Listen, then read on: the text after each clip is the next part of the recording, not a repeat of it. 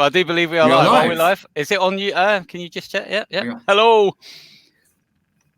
Because this is hello. I'm just going to. Is it on your channel? I have no idea. This is really professional, everybody. Because I know everybody's watching. Here we go. This is really good. This is a good start. no one's watching anyway. That doesn't say anyone's watching. Because it's not going through YouTube. This is going. Yeah, I can see it. There we go. Yeah. Hey, hello world. Nobody's watching. We're there. Three people. Hey. Welcome aboard. We shall let Mr. Rant introduce the whole situation. Okay. The NPG trio returns in our first live stream, which is sure to be pure comedy gold. And would love to welcome back the prodigal son, Mr. Purple Music. Thank you. It's been a long time away, but I feel like there's so much to talk about and lots going on in the community that I felt I needed to come back by popular demand. Yeah. 1, 2, 3. The revolution will be televised. You just ran out of M&Ms, wasn't it? That's what it was. He's basically like Batman. He comes back after 7 years if Gotham needs saving. The purple world needs saving and return of Mr. Purple Music. And of course, we have the Night Child, as you all know. And apologies, for some reason, if you're seeing this, for some reason, my stream says test. I have no idea why. I made a balls up. I'm trying to think of some acronym that could save you, but there's nothing. Nothing. Oh, well, whatever. What can you do? Good to see some people joining. Alison Downing. Hello. Linda Stout. Ken Ball. Hi, guys. Thanks for coming. So, plenty to talk about. Where do you want to start, Thank you for joining. Yeah, thanks for joining. Yeah. Where do you want to start? Guys? Actually, can I just say, I would like to start with, the recent GoFundMe for Maurice Hayes. Yes. For those who don't know, obviously he had this terrible fire that's destroyed virtually everything he owns. Poor guy. Today, the brilliant people at Rocket Pool are doing a deal over the weekend where 10% of anything you purchase is going to go to the GoFundMe. It's only going on till tomorrow, so check it out. Go onto Rocket Pool. I think that was really nice of them to do that. So, what an incredible job they've done. Let's just start with what a great positive place to start, because there's a lot of positivity here, and we're going to go into some real negativity. So let's start with some positivity, y'all. The only way is down now. I think you're right. I mean, Rocket Pool. I've got stuff here coming out of my ears from Rocket Pool. Tell me about those guys. I mean, nice hat. Oh, well, the packaging, the care and attention, and what I like most about Rocket Pool is they respond to the community, they interact with the community. Yeah. The very fact they're doing this for Maurice Hayes is fantastic. I mean, it's a $25,000 target. We're up to $23,500. Wow, fantastic, everybody! Yeah, we've managed today. Through the ad money through my channel, we put $50 down, we put another $100 down, and we've also got a tweet out. And if we get that tweet to 50 retweets, so we can get in front of loads of people who might be able to donate, then we're going to donate another $100. So I mean, we are so close to that target, and it's really, I've got to say, the purple community have really come together on this, and Rocket Pool as well. To give that, I've got full credit to Rocket Pool. They are. Yeah, they're doing an amazing job, and what's really impressive is the way they're keeping the prices down and keeping the prices relative. This is a hint. This is a hint of what's to come. I know. Oh yeah. They're keeping it relative. They're keeping the prices achievable for the likes of you and I who want out and go and buy some of this stuff. And they're doing a really good job, and I'm very proud of what they're doing, and they should be very. Absolutely. To respond to BB, I think it is. It's till Sunday 12 p.m. UK time. So is it? Yeah. Okay. That's about. I mean, we're like 7 p.m. UK time Saturday, so it's about a day and 5 hours from now. So yeah, get in there quickly. And then $19.99 5 CD set is the best price that I've seen. It is. Yeah. Definitely. Yeah. Brilliant. The best price would be not to buy it, but there you go. Oh, hello, peace, loves in the house. Hello. Hey, we love you. Hey, Tony. Hi, Tony. BB's here. Tony. Hi, guys. Hi, everybody. Thanks for coming. So it's really a privilege that you're joining us. Absolutely, yeah, absolutely. So that's the positive stuff out of the way. Well, that was not a lot, was it? No. But go to Rocket Pool, guys. Go and support them. Keep doing the good work, and if we support them, they'll only get better and better at what they're doing, and keep giving us real prices for real fans. Yeah, absolutely. Talking of that, yesterday, I don't know, many of you watching probably all signed up to Paisley Park. You get the emails when the products come out and what have you. And yesterday we got sent this email with a whole load of new merch to go 19.99. And one that particularly caught my eye was this hoodie, lovely 19.99 hoodie for the lovely price of really almost $100 or £100. It was like, what, for a hoodie? And when you convert it down, it's about 80 quid in English money, add on the postage and the custom charges that we're going to pay, and you're going to pay £120 for a hoodie. I mean, I was like, that's disgraceful. That's totally disgraceful for something that's worth 30 quid. I mean, why do the prices have to be so inflated like that for? It's disgusting. Just fleecing everyone for what they've got, I shouldn't have put your name down for 7 now. I feel quite guilty, but it had to be done. I think, like I say, the difficulty, this is why the important thing about Rocket Pool is, has Mr. Purple Music phased out? Is he back? He's all right. He does that, don't worry. He can't afford the electricity. It's just like, it's terrible. It's the hoodies he's been buying. But, he's got a hamster out there on a wheel keeping the electricity running. Get around. But yeah, I think that's the important thing about Rocket Pool. They keep it, a great price. And like I say, when you have the customs charges in the UK, we want to buy the stuff in the estate, but it does just with the customs charges, the shipping, because Prince has a fan base across the world. And I think, it's important that the estate remember that how popular he is in, certainly like England, France, Holland, he's hugely popular there, Germany. I mean, across the world, there's fans from every continent. And it's, really important that we keep it to the average fan. I don't want this to become, you've got to be wealthy to afford these things. The music and the shirts are really important because it keeps them in common culture, and people see the shirts and they think, well, who's that about? What? And they listen to the music. And I don't want price to be a barrier. It really shouldn't, because we want to spread the legacy to as many people as we can. Yeah, it's a really good point that Tony's just made on the chat. So and Prince would be absolutely appalled by what the store are doing, fleecing, no pun intended, fleecing the general public for prices that are a joke. This T-shirt that I'm wearing cost me nearly $50. It's ridiculous. Yeah, absolutely appalling. And I wear it only very special occasions. It only comes out for weddings and bar mitzvahs because I'm just literally frightened to wear it. For that price, it's not great. It really isn't. You want to support it. You want to wear the T-shirt. People talking about it. You're proud to wear these shirts, like we all did at the concerts. You're proud to have this stuff, and but I won't ever shop at the Prince store again because the way they ripped us off, and they need to have a really good long look at themselves and stop alienating Europe. And that definitely does seem to be the problem here, is that it's so geared up for a US market, but it's just really disappointing and really sad that they're not seeing the bigger picture here. And we bought these t-shirts. What's it been going for now? A year, 18 months, and they still haven't seen the light. It's ridiculous. I would just like to say, on a slightly off topic, well, not off topic, that the Purple Playground T-shirt is very reasonably priced and all goes to a fantastic charity. So that's my shout out for that. Absolutely. It shows it can be done. It shows there's just no excuse for it. So, and you just say, especially when Prince has such a great relationship with Europe, over here. So, me and Purple Music saw, a Prince show for about 2.5 hours, 40 songs for 10 quid. That's amazing, isn't it? Amazing. No.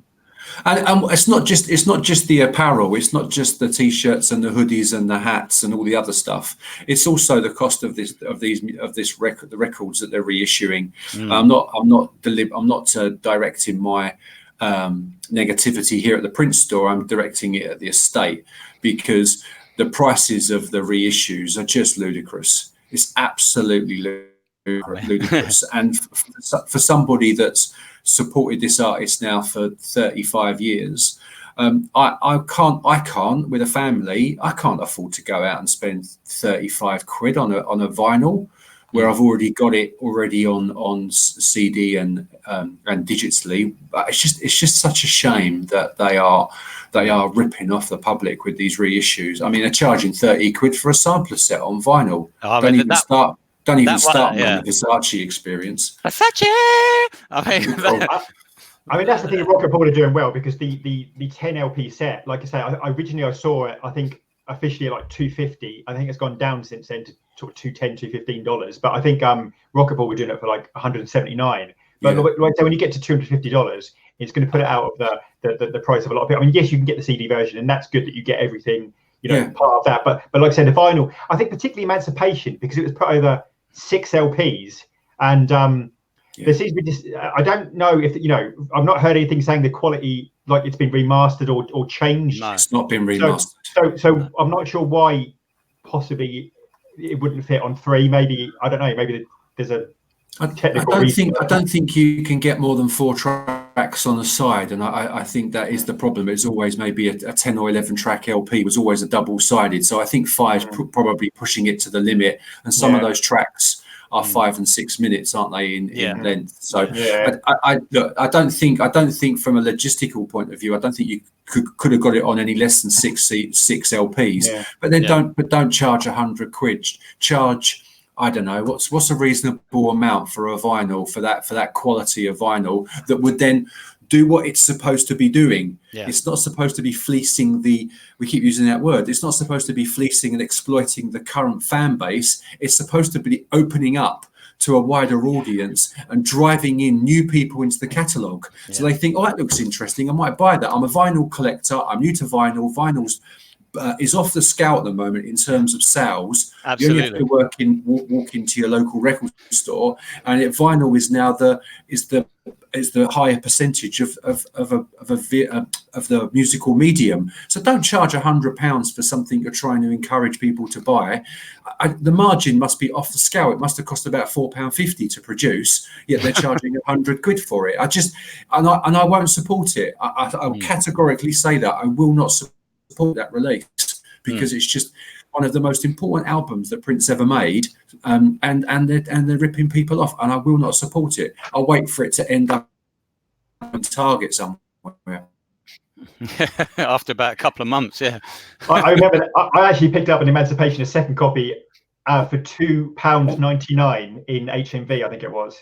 And so it's like 10p a track with a CD back in the day. But I think Pebble Music is a really good point, because we want to widen up the legacy. We want more people to experience the music. And it does feel like they're going after a hardcore of people who've got perhaps the money and a hardcore of supporters. Instead of saying, we want to get this out to a wider audience, we want to put this on Netflix, we want to put this out to places where lots of people will get into Prince. It seems to be like we'll focus on that hardcore and not really seek out new audiences, whereas Prince did seek out new audiences. You look at London, you look at the Super Bowl, he often found ways to sort of heighten his profile and to get that music out there, and it does feel like it's narrowing, and we don't want that. And I just want to say very quickly off topic, there's a message there before I forget, from Kat Whiten saying, are you guys going to be at the NPG gig? I am, Mr. Ant, I am, but we're trying to bribe Purple Music, but I will be there, and Mr. Ants will be there, and you better tell, because we'll probably be together. So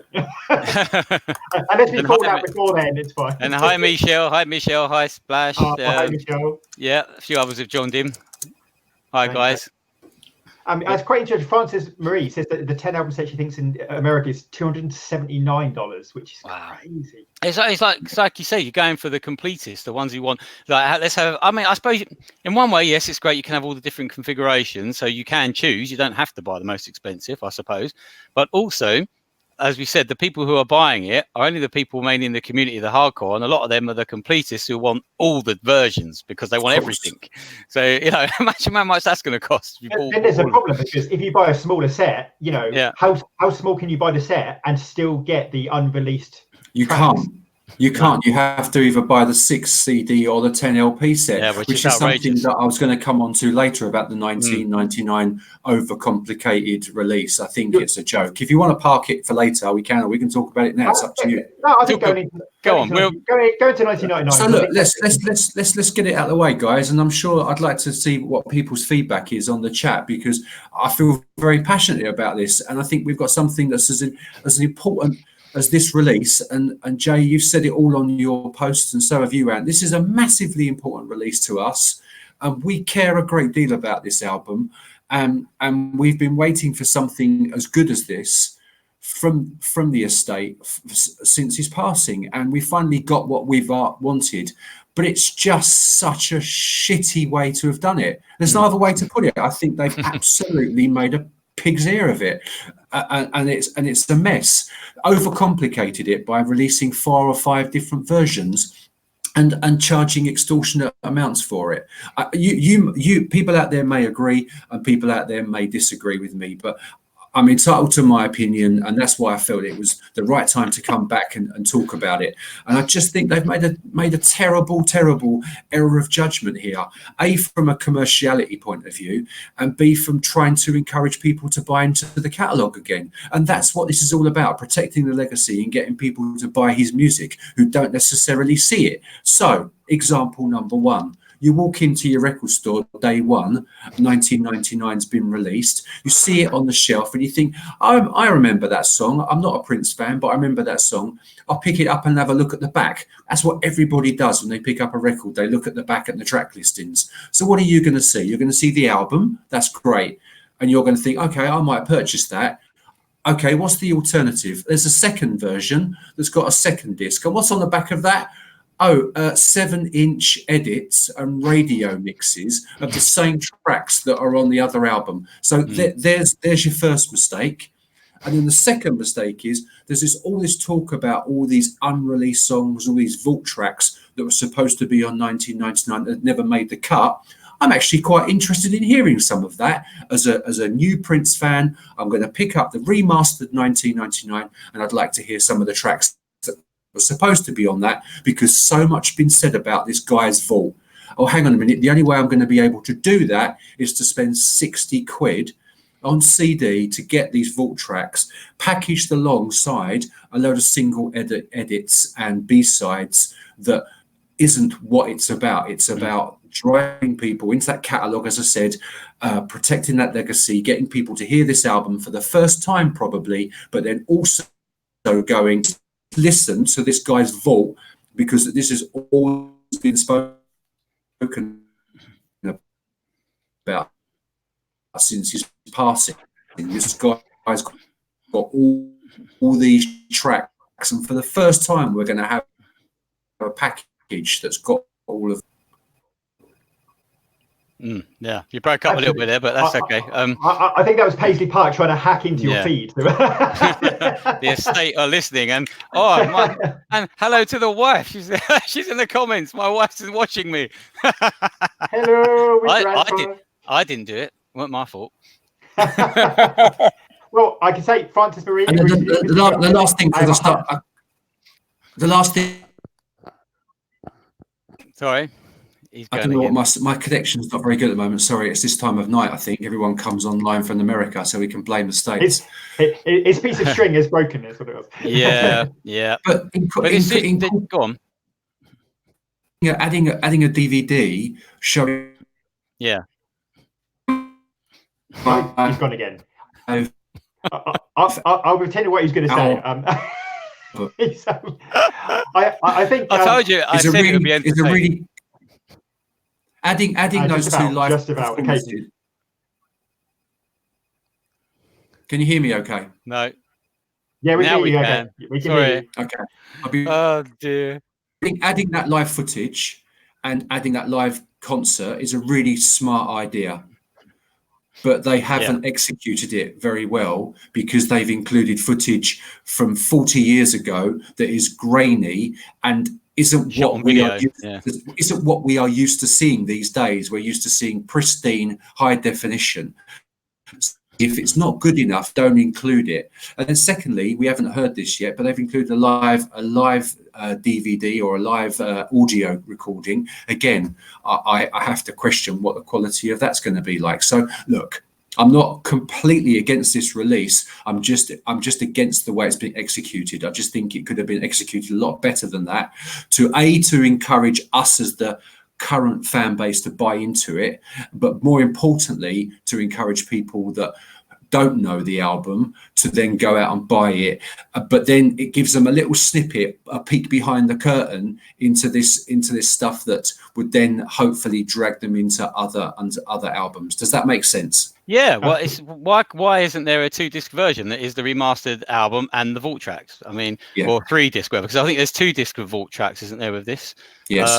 Yeah, so a 3-disc version, whatever, or as you say, cut out the edits and the 7-inch edits and the radio edits, because no one's really interested in that. No, you've heard them all before. We've already got the tracks, as you say, on the album, so let's just have the vault tracks and that. The DVD, yeah, I mean, that's what we've been asking for, a live tour from every era, from every period, definitely.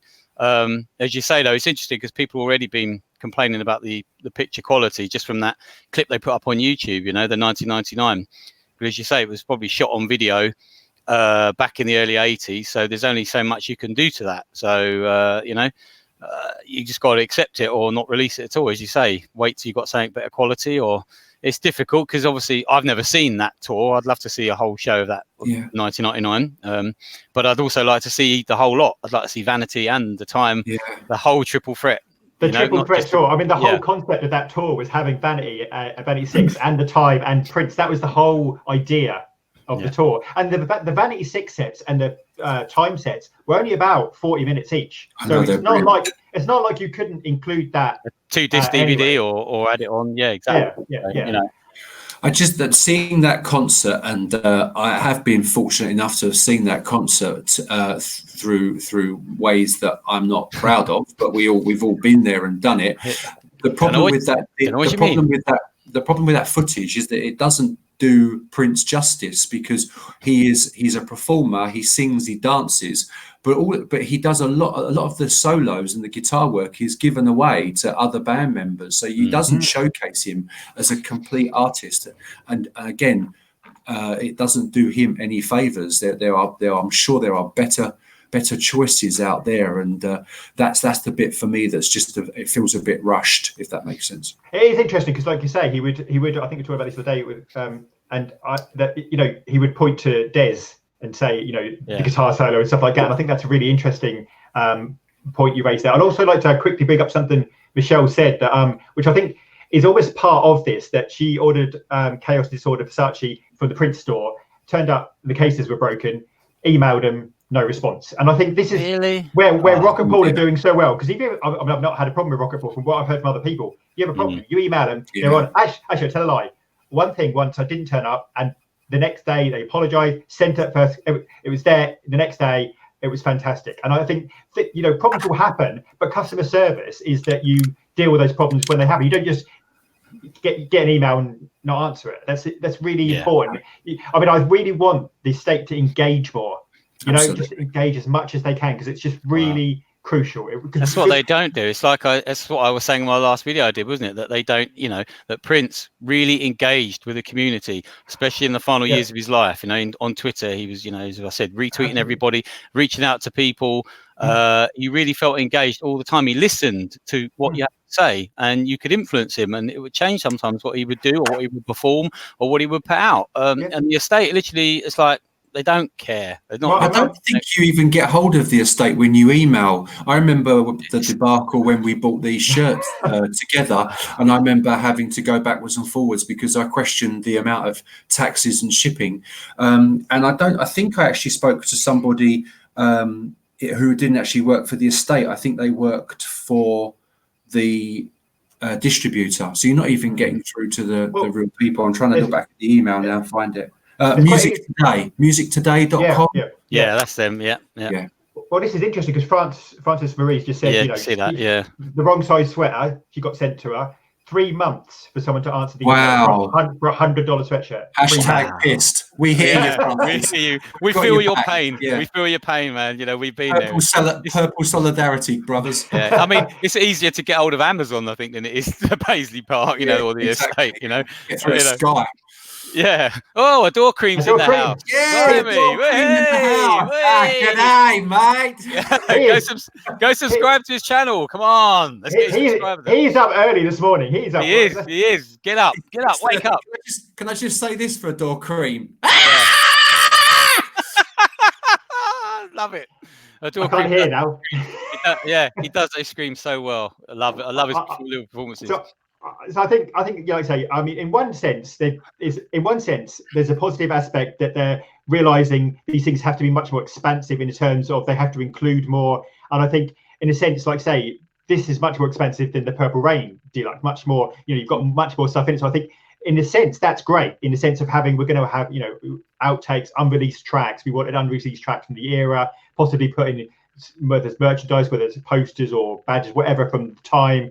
Like I said, the DVD, I think the time should have been included, the Vanity 6 should have been included. But I also think, you know, in some ways, it's a great step into making these sets a really deluxe thing. But like you say, it's got to be done in a way that you can get it into the hands of most people. Because I'm concerned that I think obviously Mr. Ant's video Beyond the Purple, and if you haven't seen Beyond the Purple, it is a work.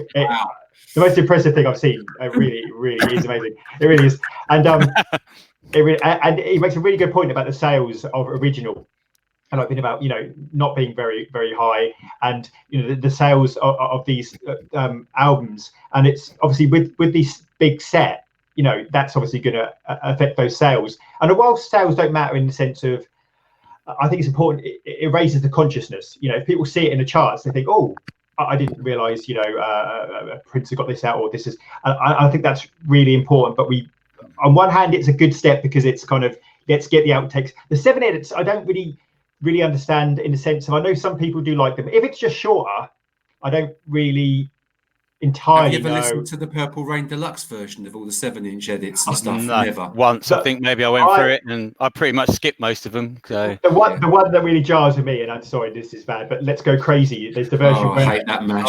It just mashes together to like speed through the opening bit of Let's Go Crazy in about 10 seconds. I take on your point about sales don't matter, but I disagree with you from a commerciality point of view. And the problem with that is that if you look at where music's distributed into this country at the moment, or sold through rather, should I say, in terms of supermarkets or grocers, not necessarily the high street, they won't take albums that are not going to give them a return. Yeah. So sales do matter, because what they will do is that it's the next time when the 1999 album gets released, the buyers for Warner Brothers, whoever's distributing it, will take it to the people that want to take it and say, okay, we've got this album for you. Okay, how many are you predicting it to sell? Well, the only way we can give you a figure on that is to look back at the last 3 or 4 releases. Yeah. And if we take those as an average, and we then go to that buyer and say, well, the last 3 albums sold about 20,000 worldwide.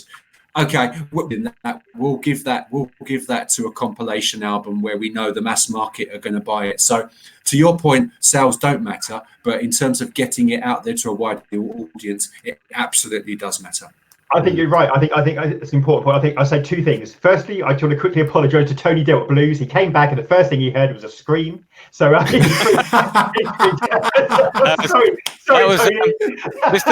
Mr. Purple Music stood on. He just stood on the cat. So. Imagine coming back. That was my tribute to Mr. Door Cream. The second point I'd say about the sales is also in terms of widening the base. Like you say, you want to get it into as many hands as possible. And the thing is, I think it concerns me that after Purple Rain, which is obviously, you know, the huge album that everybody who's a casual fan knows, 1999 is probably in commerciality right up there, you know, just behind. So in terms of what people would know, as Mr. Purple Music said, that they would go into a store and say, I've heard of 1999, I know Little Red Corvette, things like that. This is an album that the casual fan might, you know, want to pick up on. And I think it's really important, like you say, about sales in the sense of, if this doesn't do well, if 1999 doesn't do particularly well, then how interested are they going to be in Love Sexy or Graffiti Bridge or Diamonds and Pearls. I mean, Diamonds and Pearls is quite commercial, but obviously Diamonds and Pearls might be a different kettle of fish. But generally speaking, 1999 is one of those big breakthrough songs. So I think that concerns me, because then if those sales aren't great, they're going to look at, say, well, Parade, are we gonna? And we need to get, like I say, a lot of it started off with those. Make one album that's cheap, one album that's kind of like. But I also keep hearing though that I know the physical copies aren't selling a lot, but he's been streamed loads. He's got massive sales figures on streaming. But I don't know. But I would presume there's still the same people in the community that are streaming it. I would imagine. I don't know. Or is it reaching out newer people on the streaming sites? I don't know. No. I mean, I think the way we buy music. Sorry, Joe, you go first, please. Sorry. Okay. First of all, the problem is that Prince was obviously, because he was against streaming so much in his career, he's sort of started from a later position, whereas people like Michael Jackson and Madonna have huge streaming sales already. Yes. Secondly, Prince did that because you didn't get huge amounts from streaming. Yes, you might get. I've seen stories this week where you get like 100 million streams and you end up with chump change. Yeah, not even minimum wage or something. It's just ridiculous. And yes, it might get people out there, but then it's an important point that if people, I know a lot of people who only listen to streaming, they're not going to buy a physical album. And so in that sense, what do you do? Because they're never going to buy a CD. They're never going to own anything. We have changed the way. I mean, not so much us, because we're of an older generation. You two. We are right. That's it. Like this. We're of an older generation that like to have it, and if outside of the Prince world, I don't really buy anything physically. It's only really him that I buy physical. So most of the other artists that I listen to, there is other music available, guys. No. I listen. You mean like Maite or TC Ellis? You mean? That's it. Yeah. Bria Valente. Now we're really yeah, I buy that stuff. The M&Ms are kicking in. Oh no, they are. The sugar rush is kicking in, bruv. Yeah, I know what you're saying. But I say for people our generation, I suppose. Well, it's still nice to actually own the music. For a lot of people that stream something, you don't own it. So, a lot of people who buy it don't know that. Can I just ask a question of what Tap DJ has just said, saying hello from Florida? Hi, Tap. Hi. The 1999 T-shirt's got the wrong lyrics on the back of the shirt. That is absolutely priceless. No way. I'm actually looking at it now. Has it really? What does it say? It says. I can't see. I mean, it's got the lyrics to Red Corvette on it, probably. No, it says I was dreaming.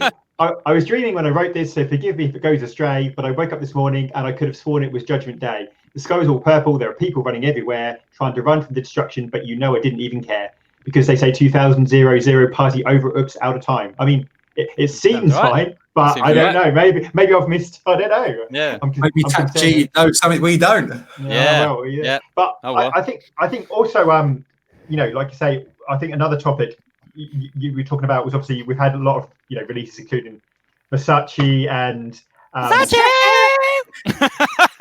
Do you know what annoys me? There's a Versace mix of Black Sweat, which is one of my favorite, and it's not. Yeah, it's really good. That's the other Versace experience. I know. Yes, the other one. And do you know what? I love that. They should have put that together. Oh, that Black Sweat of the Versace experience, not on this one, but the other one, and it was because it was played very much like he played it at the O2 shows in London with a big bass. So it was very much like boom, boom, boom, and it was. Why did they not include that on this set? It's my favourite track of Versace mix, and they had the whole Versace experiencing is it's comical, really, because number one is they've completely devalued the original, and now it's worthless. One that was given away. I suppose it's still a rare item, but as opposed to the music, it's just out there now, because first of all they did Record Store Day on a cassette.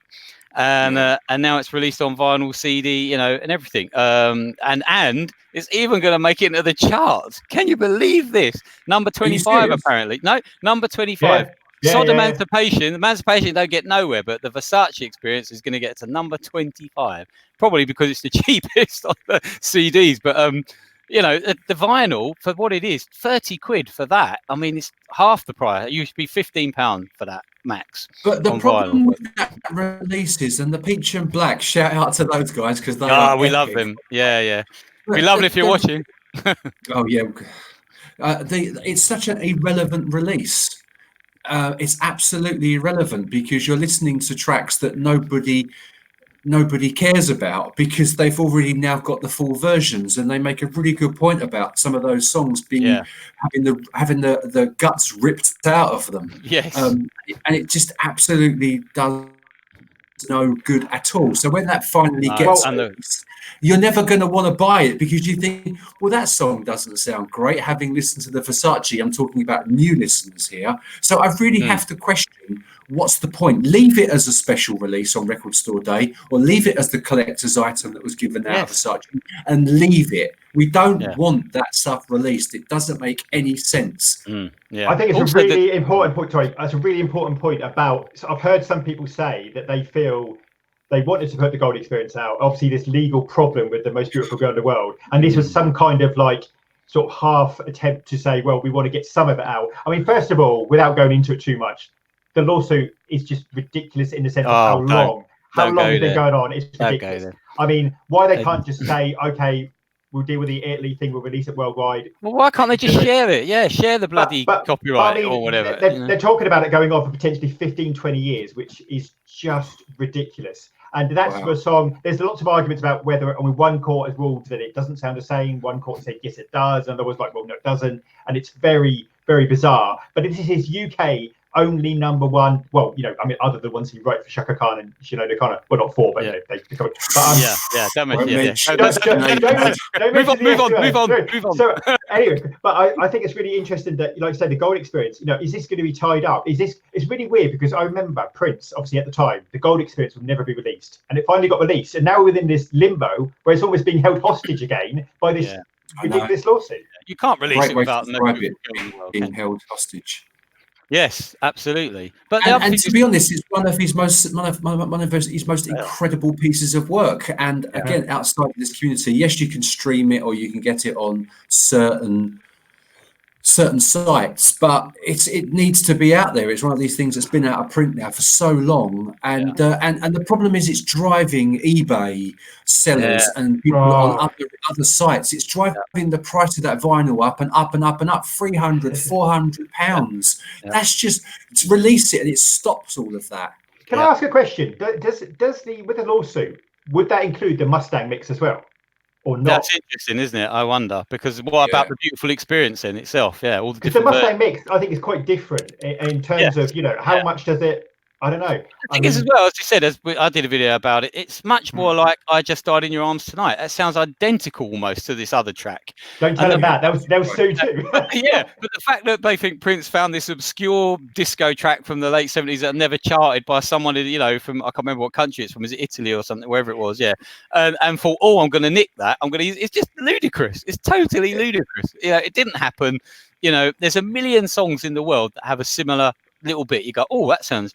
It's impossible not to copy sometimes, but it doesn't even sound the same. It's not even the same universe. You know? Well, apparently this has happened in Italy with a number of different major hits for other artists, and it's sort of something that is happening quite a lot, and it just takes a ridiculous amount. The mad thing is, even for the people suing, and I don't, you know, without even making any comment on the validity of their case, it can't help them because if it's not being sold, they're not making any money. Yeah, and I felt like Morris saying it's like, you know, it's like in the meeting. If you're going to make more money, we got to make more money.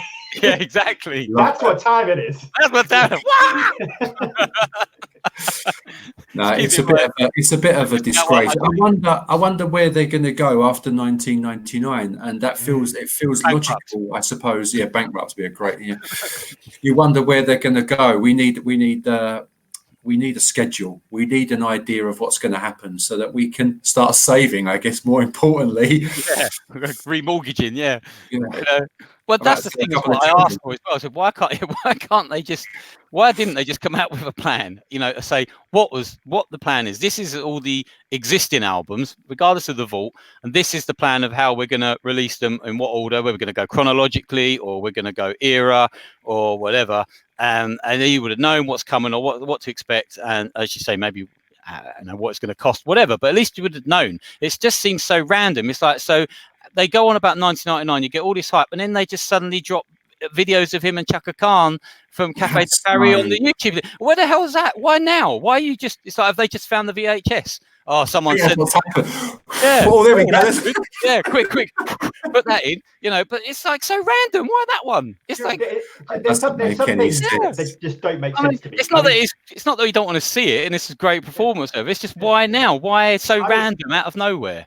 Well, I made a comment on the channel. I put a comment saying, "Oh my God, they've panicked." Yes. Someone said, "What do you mean they panicked?" When I put that, and they said, "What do you mean by that? What do you mean?" I thought, well, imagine me sitting at Paisley Park and I'm going, right. Oh, hang on, we haven't put anything out for 2 days. Quick, tap on my computer and go, oh, click send. A panic.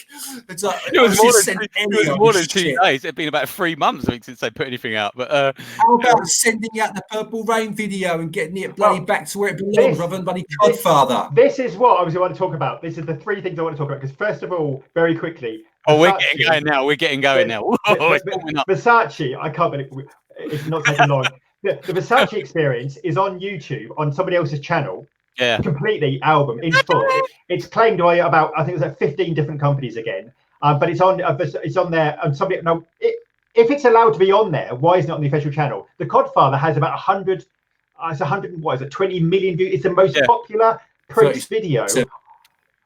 Think what that would do to Prince's on YouTube channel. The numbers it would do. Well, then, you know? The thing is, it's been claimed by 15. First of all, it's been claimed by 15 different rights agencies, which poses the question: everybody wants a piece of the purple pie, because that's just ridiculous. I don't understand how that works. But second of all, like you say, this is the big draw. If people want Prince, they go to the official Prince channel. There's no Purple Rain, the song that everybody knows, and it's not on the official channel. And then with the Chaka Khan thing, do you know what? Fine. If you want to put the Cafe de Paris concert in one go on the channel, great, fantastic. Put it on there. That's brilliant.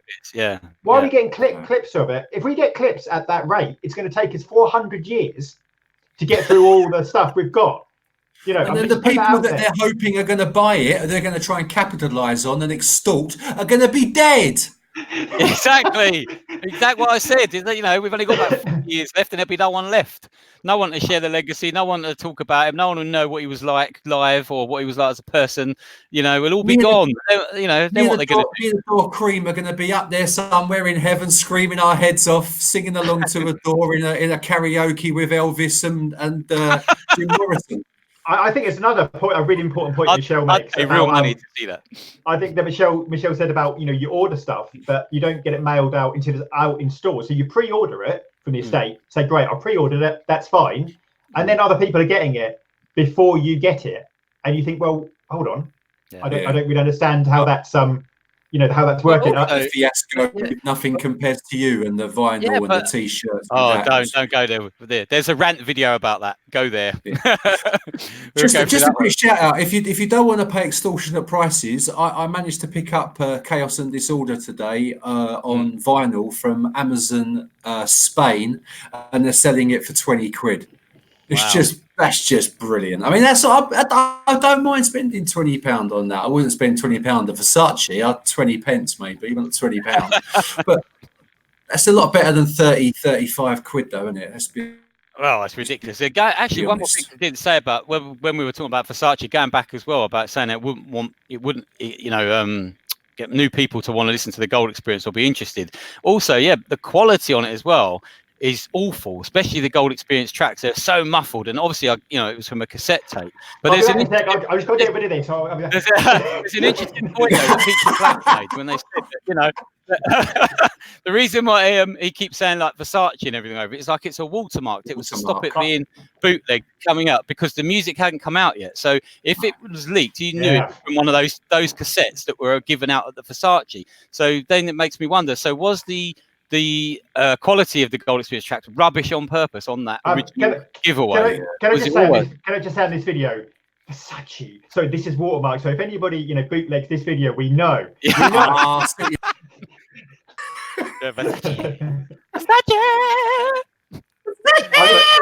I think that's a really good point as well by Splash77, lots of sevens. You know, DVD, you need a 9311 on there. The DVD of the 4U symphonic dates. I mean, that was interesting because obviously they said that one of the problems with the symphonic dates was great viewing, though. It's not a great thing to watch. But I think the difference is that different you know, places had different orchestra. It wasn't like the same orchestra, was it, as they said? And I think Casey Miller, different where we travel, different places, you know, you get a different orchestra. But I think that's something people might. I've actually seen a kind of classical orchestra do prints on CD and things like that. But the thing that this all stems back to is the plan. I mean, the plan. For me, it's what like, plan? It's like you. Oh, you mean the bit off of Kama Sutra, that plan? Well, yeah. The thing is, you go onto eBay, and there are hundreds and hundreds of fake and bootlegs and unofficial stuff, and some of it's, you know, crazy prices. There's a T-shirt for $5,000, and really, sorry, I've got to pay for 19.99 somehow. And all this fake stuff, and yet they seem to occasionally they'll focus on shutting down like iRecords, but and things like that, and they'll go after the guitar, the man who makes the. I mean, that's Dave Rusin, Dave Rusin, yeah. You know, but it just seems very strange that they're happy to let a lot of things go, and especially on YouTube. I cannot, like I say, I keep coming back to this. If people nowadays, if they want to discover an artist, they will go to YouTube if they don't know about them and look at the videos. And the first thing we want is them to be taken to, you know, the Prince official site. We want A, great stuff to be on there, and B, we don't necessarily, no offense, but we don't want to go to the Codfather. We want to go to the Prince official site, you know, the Prince official music site. And there's so much stuff they could put out there. I think personally, the video vault is as exciting, you know, as the music vault potentially. It really could be. Yeah. Absolutely. The amount of and breathe. Yeah. You can take the rest of the day off. Thank you. I Thank mean, you. just touching on that, I was listening to again Peach and Black, their latest podcast. Sounds like we're an advert for Peach and Black today. Honestly, they're the gold standard. They're the gold standard. They're the gold experience. They were talking to Tamar.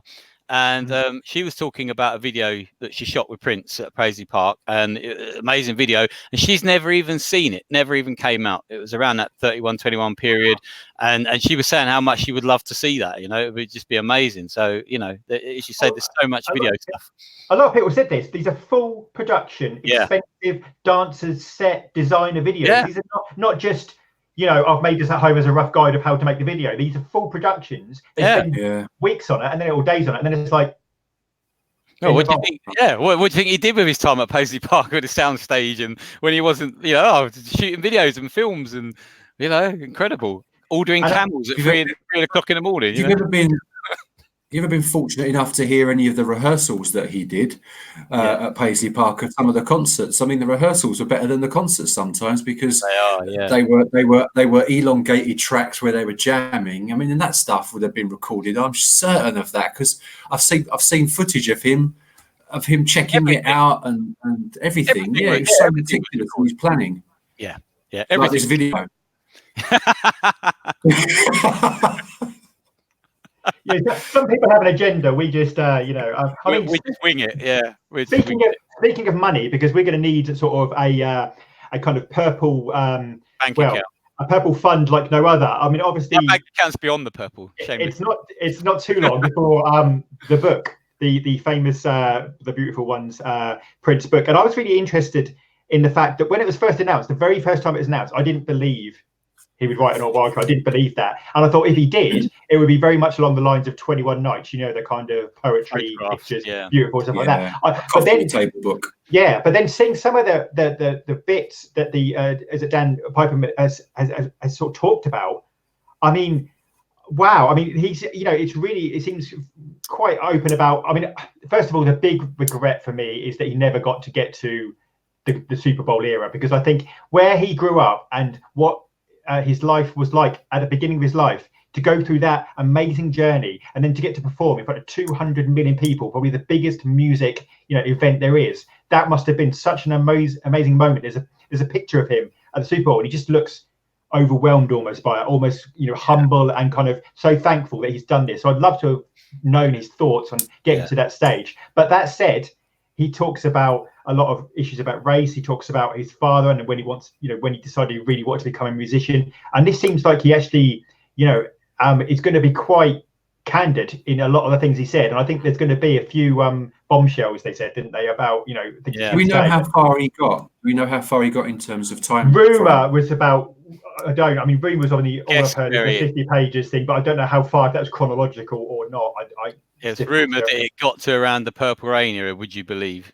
Oh, sorry, that's quite a chart. Will it come out in purple pages? No. Have you got some purple money? I've had a whole sack of purple money. I love when Prince did that. They sort of said about, I think it was one of the interviews he gave, and they said, you know, how do I get this preferred seating? And he go, you got some preferred money? Yeah, I know. That's how it works. Exactly. But what do you think about the book? How do you feel about the book, guys? Because I'd like to hear what your thoughts are about it. Oh, obviously fascinated to read it, obviously in his own words, you know, what he has wrote. Let's hope it's not been edited too much. You know, we don't know what was there, how much he'd actually written, you know, it was notes or, you know, I don't know, 50 pages as we've heard. Obviously it's going to be padded out, but I think it's going to be fascinating, you know, whatever, isn't it? You know, there's actually an audio book. Biggest music book of all time, didn't he? He did, yeah. I mean, when you hear his thoughts and his, you know, as you said, his creativity still at that point was still off the chart. You know, he was still thinking of ideas and wanting to do stuff, and you know, he showed no signs of wanting to slow down or whatever, or what was going on at the time. So, yeah, tragic, really. But I'm really excited about it. It's the one thing that we've all been waiting for a very, very long time. Prior to his passing, sorry, got upset then. Sorry.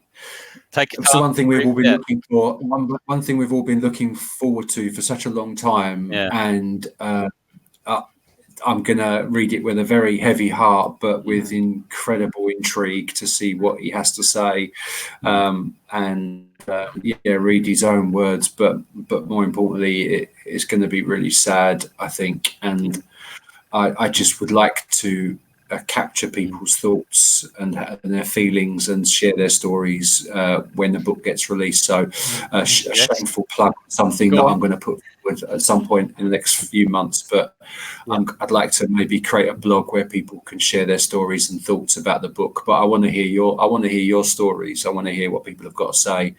But more importantly, it's going to be a bit like a book club, really, where we can share our online thoughts about how we're getting through the book and how we're dealing with it and what we think about what we're reading. So I'll share that over the coming weeks with these two incredible guys on their Facebook pages. So I'm looking forward to it, but with trepidation.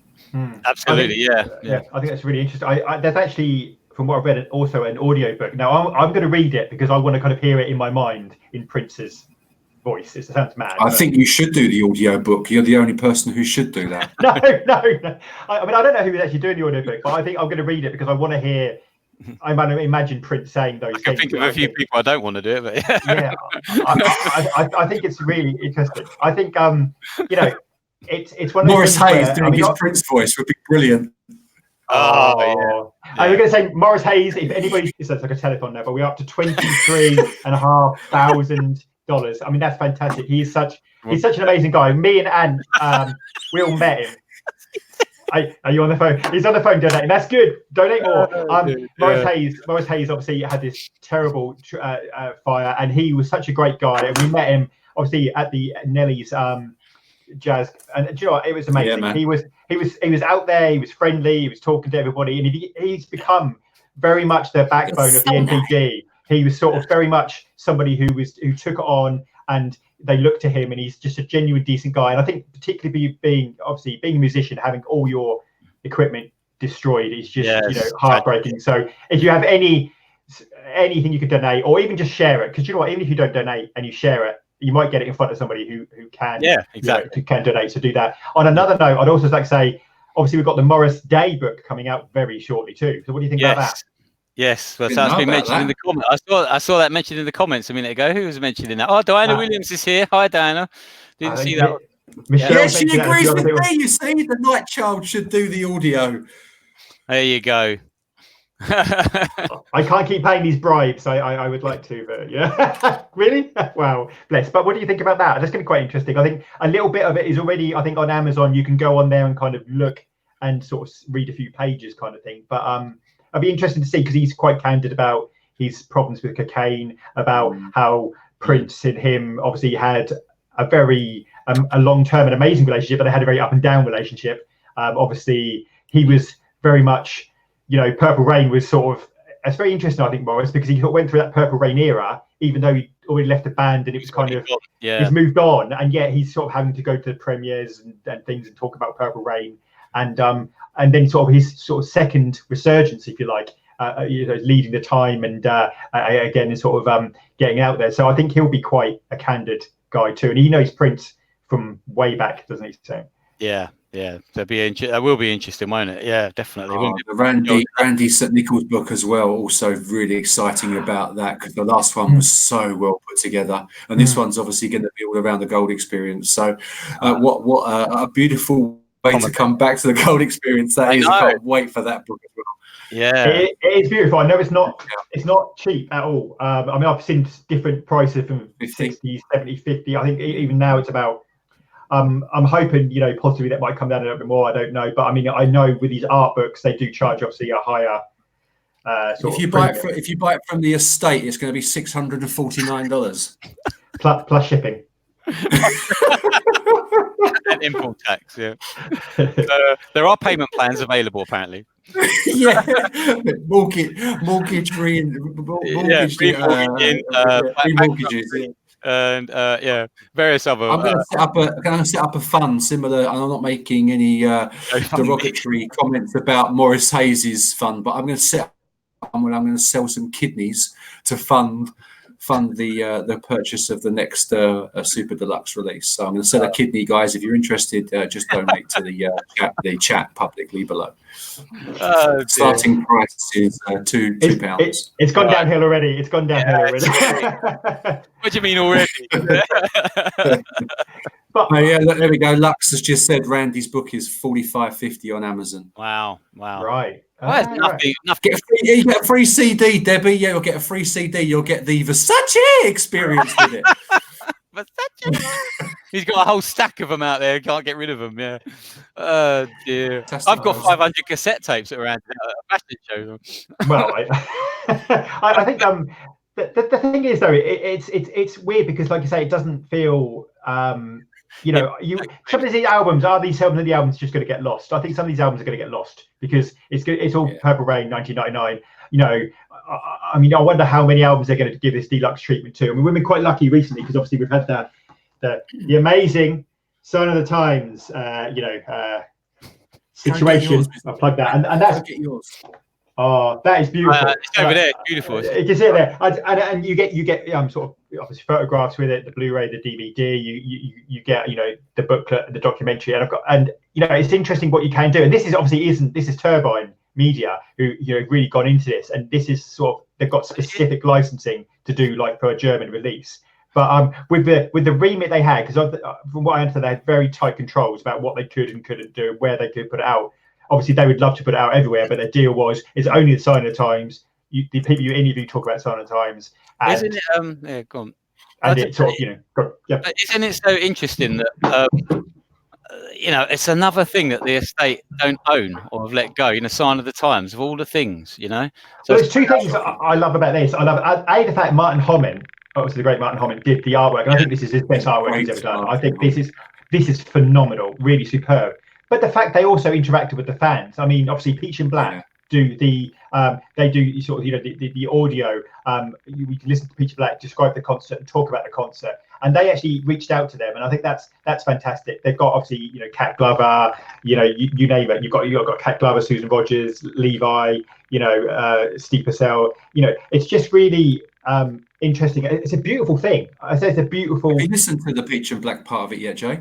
I am halfway through it, and tell you what, I've cracked up so much. Does it It runs the entire length of the symmetry the with the Yep. film. The whole thing or is is it very separate? Yeah. It's basically like He doesn't watching run the in film. symmetry, No, it's basically like watching the film with your mates, because basically they would talk throughout the entire movie as the movie's playing underneath and describe that. And the reason it's taking me so long is I kept rewinding bits, and it's just hilarious. It's brilliant, and I've noticed things that even though I watched that so many times for like 30 years that they brought up that was just I'd never noticed before, and it's just a beautiful, a really beautiful, well thought out project. And I've got to give credit to the director as well, because he we managed to get him in contact with a lot of people, and he was open to that. And I think he really learned. He obviously didn't know the community before he came into this, and he really then reached out, and we got a few people. And I want to say a big shout out to everybody, because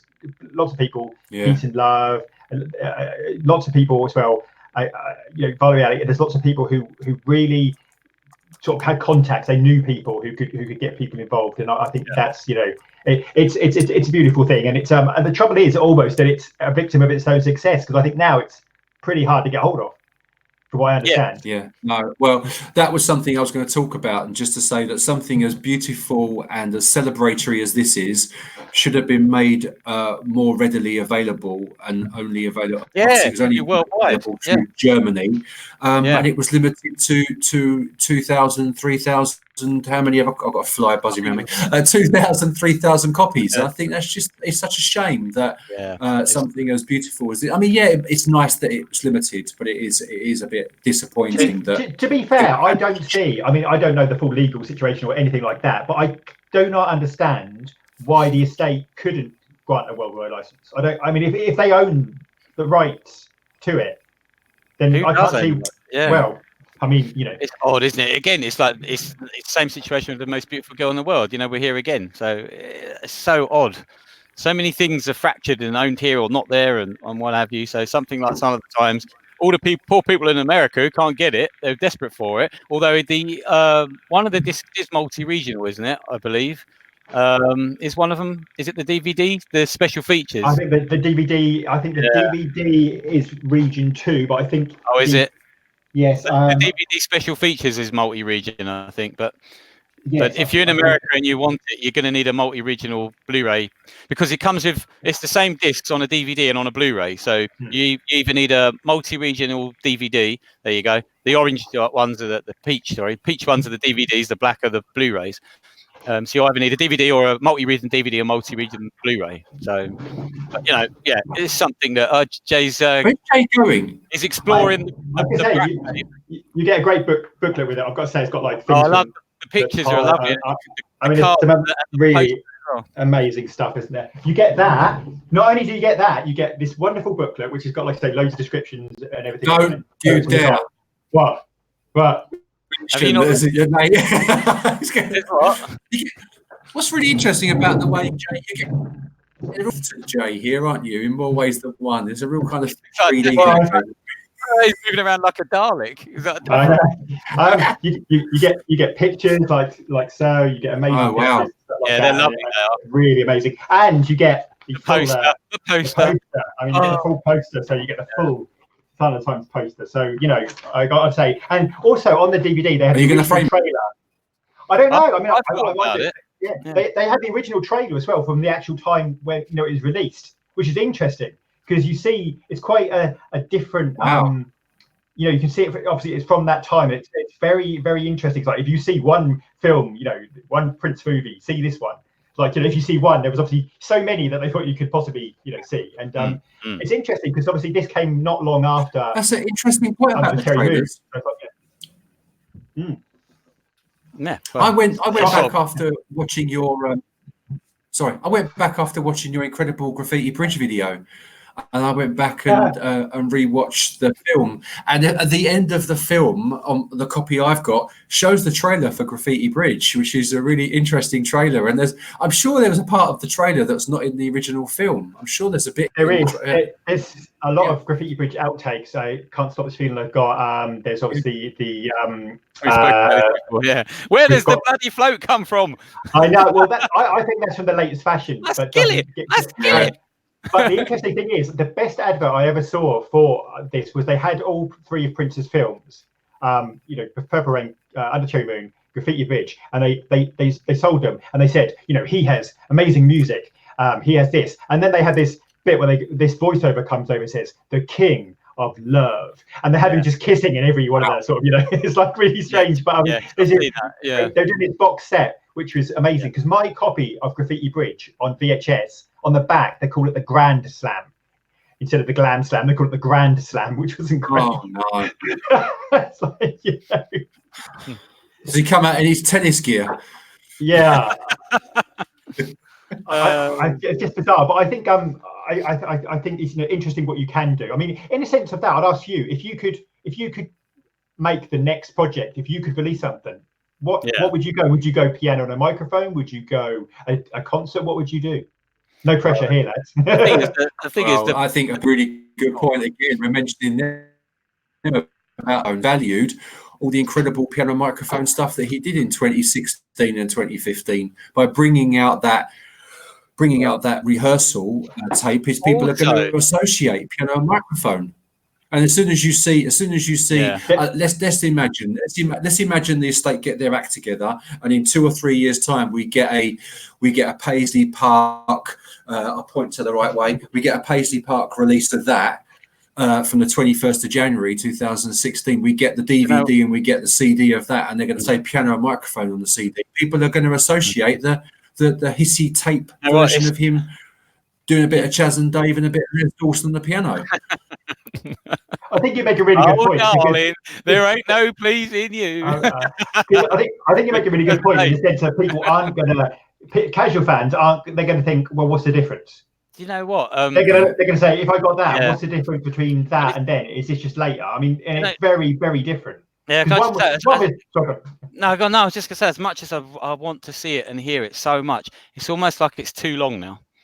It's been too long. It should have been at the beginning, first thing that was released, and it's time's gone on too long, and it almost has lost its weight or its gravitas that it would have had.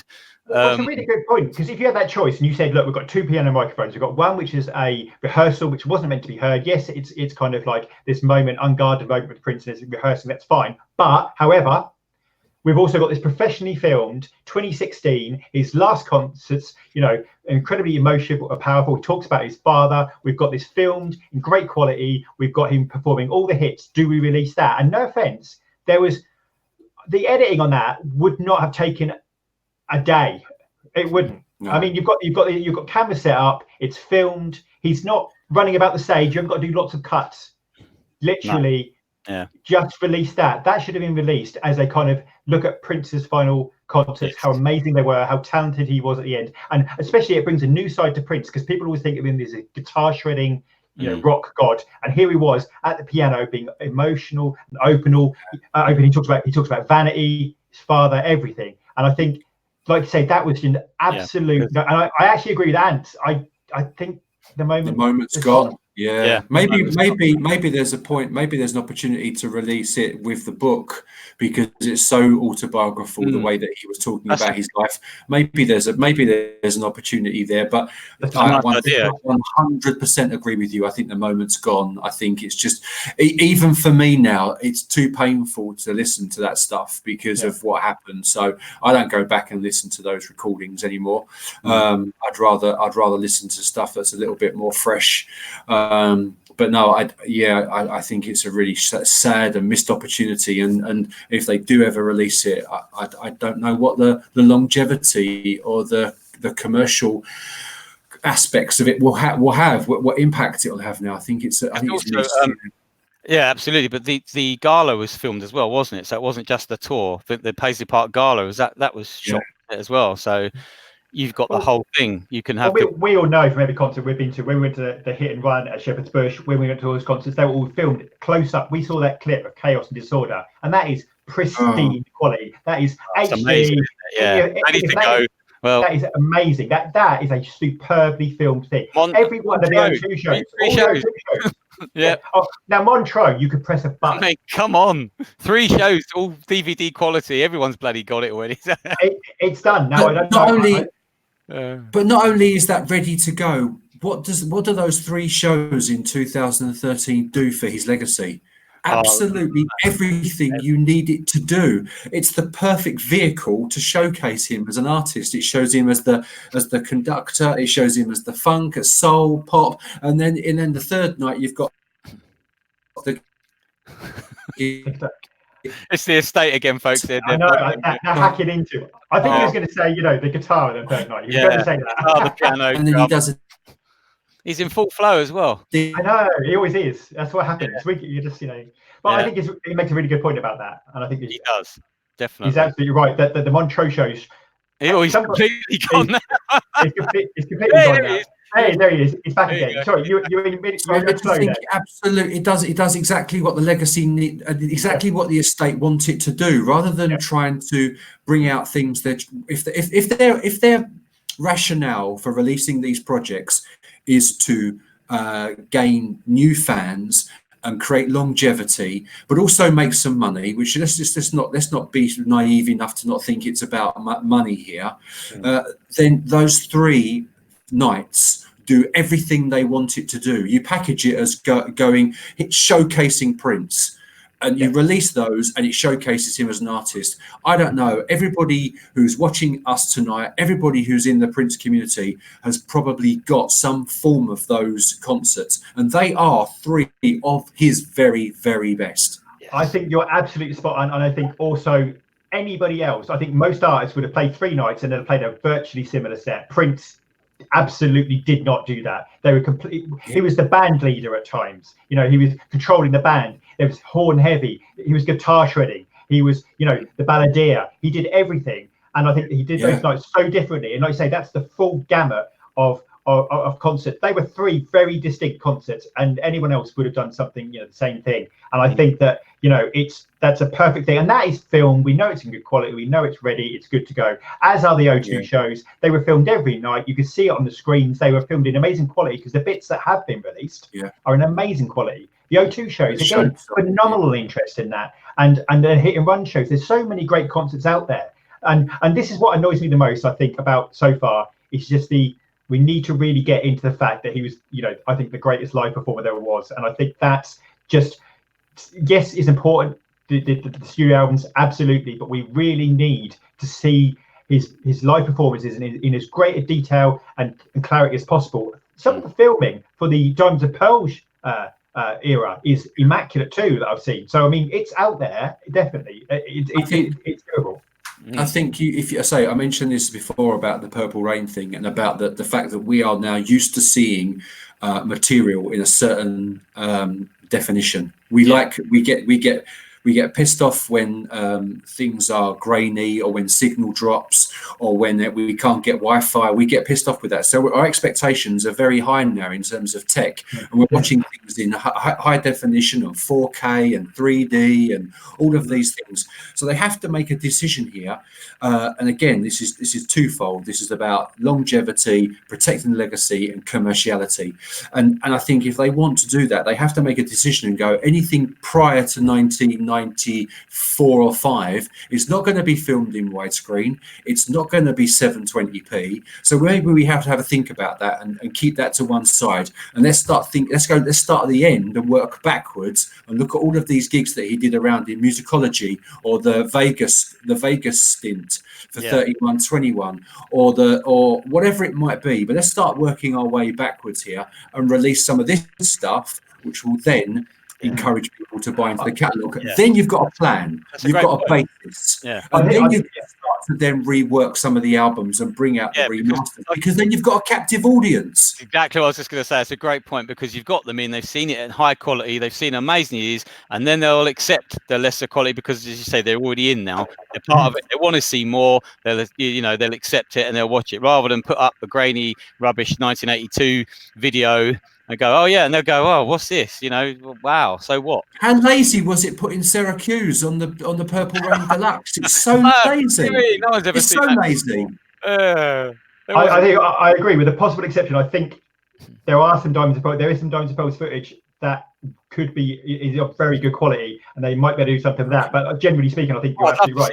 The Musicology shows were, like I say, filmed. He filmed practically everything, because he did it primarily so he could improve his stagecraft and things like that. And also he never thought about, he kind of always had in his mind that he might release anything at any one time. So you record everything, and then I think it's something Maite said in the book, that he would, you know, have all these disparate parts and ideas, and you'd never know quite how they're all going to come together. But he would film and record everything, and then decide what to use and how to use it. I mean, the 3 Chains of Gold video she talked about was filmed over like 2 or 3 years, and there was bits here, bits there. Wow, go to Egypt, you know, talk to a man. We'll use that maybe. What about this thing? And he just put it all together. And I think, you know, that video, we need to get that visual out there, because it's really important that people know he's an amazing live performer, because that is the bit at the moment that is not getting through. You look at the, you know, the While My Guitar Gently Weeps, that has got some serious views, and that benefited, ironically, because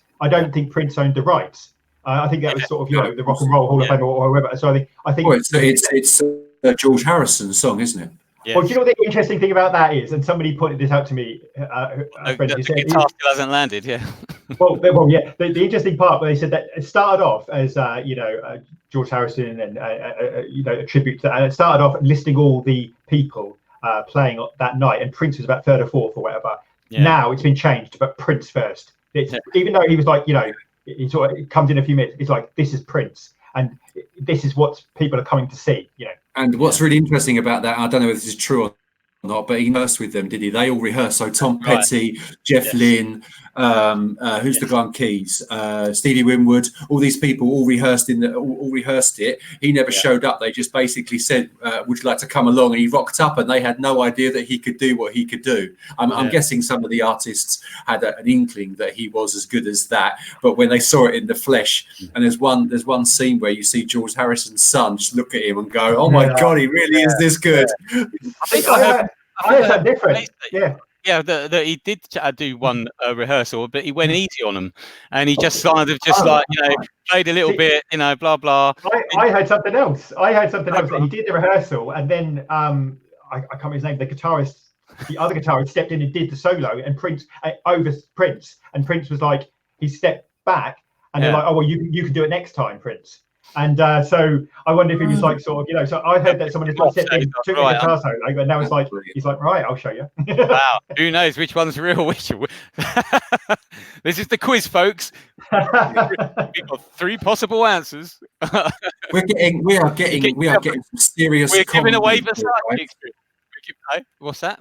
We're getting some serious comments here. Everyone's commenting about. Sorry, we're not ignoring you guys.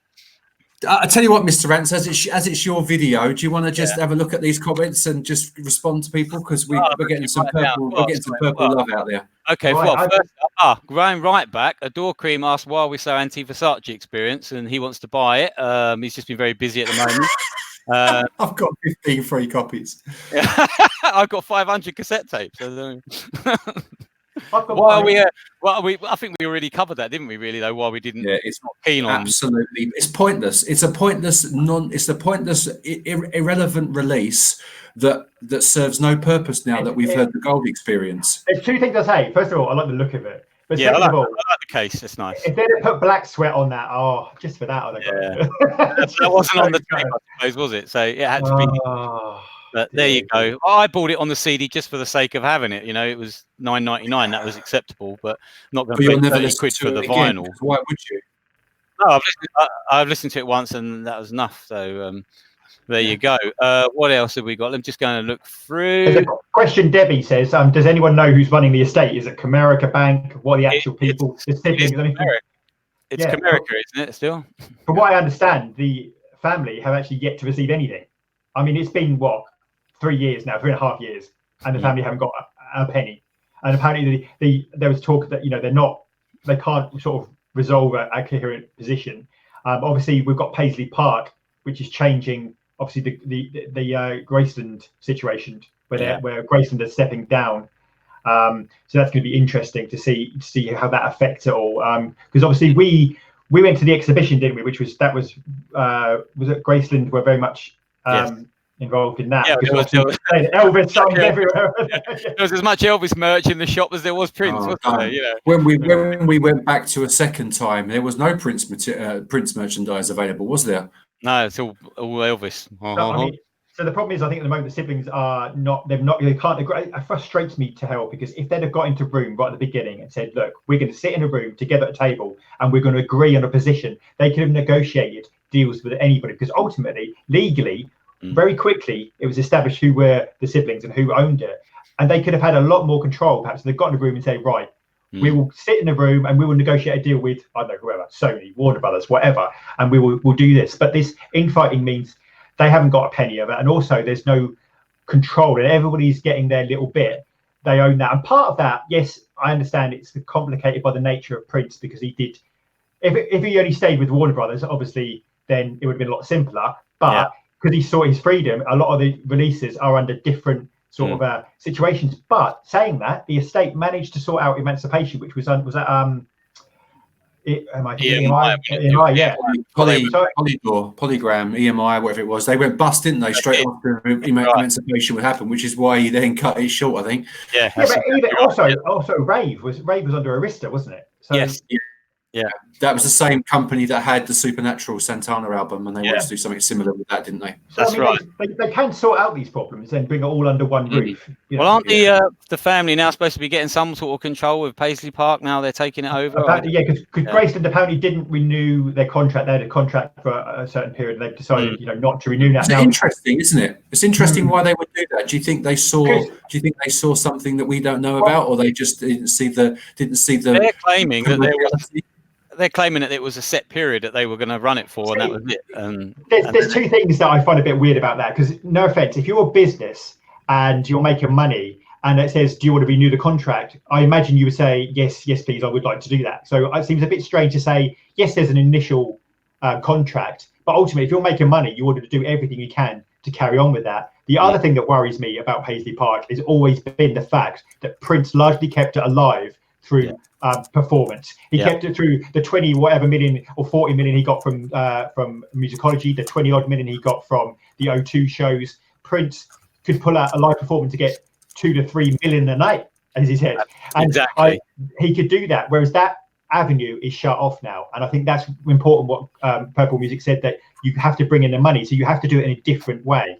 You have to, release a lot of product, a lot of quality product, and you can't rely on that income stream, which is gone. So that's where you need to really take exception and use the live performances to do the best you can. Yeah, absolutely. So I was going to say, just thinking back on that. Hang on, I've lost my thread of thought. Go on, carry on. So I just think, there's so much more we could put out there at Prince, and I know we've got it all, and I know no release is ever perfect or anything like that. Yeah. But I want the family need to come to a position and be on the same page and say, look, this is what we want to do. This is our 5 and 10 year plan. This is what we're going to do, and involve the people who work with Prince. And if you're doing an album, involve the people who were there, involve the musicians, involve the producers, involve the people who did the artwork, the people who are actually involved in that period and that time, and get them involved. And that's, like I say, that's an important thing to kind of a key thing. And we all want Prince's sort of visibility to rise. And I think your video kind of got to the point where it just made me feel bad that he's not getting anywhere near the figures of Michael Jackson, of Madonna, and those kind of things. No. Exactly, and we're having a battle of the live streams here, I believe. We are having a battle of the live streams. Yeah, the big Prince's not so friend is live too, guys. If you want to watch it, why would you want to watch that when you can watch this? Oh dear. Our completely unscripted rambles. I mean, who would want to miss? Who would want to miss our unscripted rambles? You got choices now. Who are you going to watch? Who are you going to watch? And we'll keep going. An hour. This is a 24-hour. To a live stream. Everything that we've been speaking about so sincerely and from the heart about the cash cows out there, just flip over to the other channel and you'll see exactly what we're talking about. People who are doing it for the reasons that don't matter and don't care. And they are not the opinions of my two very dear friends. They are my opinions that there are certain people out there that are doing it for their own vehicle. I feel like we need a disclaimer that the management says. The management says these are Mr. Purple opinions. We need a commercial break. Oh dear. Oh, dear. After these commercials. Oh, So going back to the car. Oh, he's gone. Where's he gone? He's gone now. He's been cut off air by the overseers of the broadcasting authorities, and they've been banned. But I think it's an interesting time in a sense that we've got so many projects coming out. It's almost like I say, it's almost overload in the sense you've got, like say, you think about the books, you think about the CDs, the releases. It's almost like I almost feel that a lot of Prince fans are having to pick and choose what they go for, because to afford it all, it's going to cost a lot of money. Obviously, once he passed, a lot of books came out, but it's almost at the point where it seems a bit disordered. It just seems very disordered, very fractured, Chaos and that's chaos and disordered. Yes, absolutely. Going back, BB was asking. The 2004 20th anniversary DVD of Purple Rain has a commentary by Magnolia, more special features. Is that right? It did have a lot of special features and documentaries on it. Look, I've got a copy just to hand. I can't remember if the commentary by Magnolia was on there. I can't remember if the audio commentary is on there, but I know there was a lot of special features where they talk about First Avenue and a lot of interviews. Because I've got that version, the 20th anniversary one. So Mr. Purple Music's gone to check. I think. He's back again. Oh, he's wearing shorts as well. You can see this is live, guys. You can see this is live. We didn't do anything in half measures. We didn't warn you about the shorts. No. Yes, it is. It does. Yeah. There you go. If people let me see if I can get that up screen. Not really. Oh, sort of. We'll take your word. They might be able to. Does. Yeah. It says commentary by director Albert, producer Robert Carvalho, and cinematographer. So you've got commentary by those three key people. Lovely. There you go, BB. I don't know if you're watching, but I think it's a good question. And on BX and on RBX, I'm probably pronouncing that right. If you had the opportunity to direct a music video for any Prince song, what would it be? Oh wow, what a question that is. See, one of my favourite songs, The One You Want to See, is already done. Prince has already done that. Yeah. Is it one that's already done or not? Or no, I think one that hasn't been done. I would hasn't been done. I would probably love to do a Power Fantastic.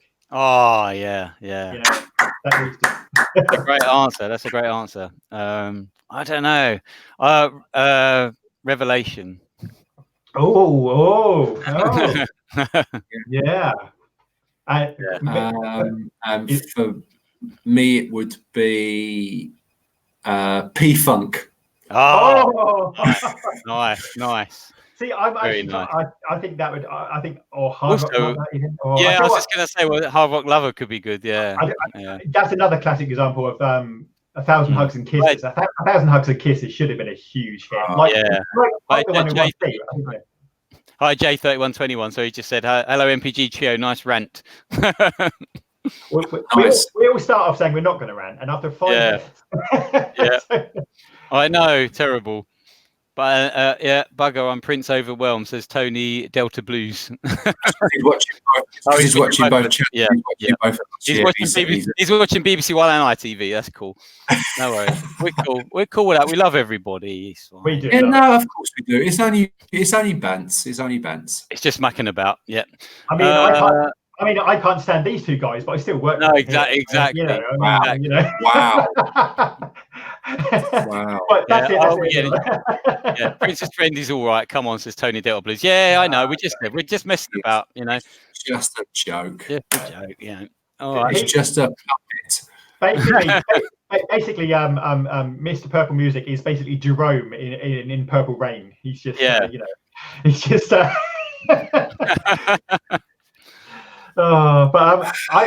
think... Louise Scott, sorry, God, just say Louise King says, let's talk about the Prince documentary. What are your thoughts?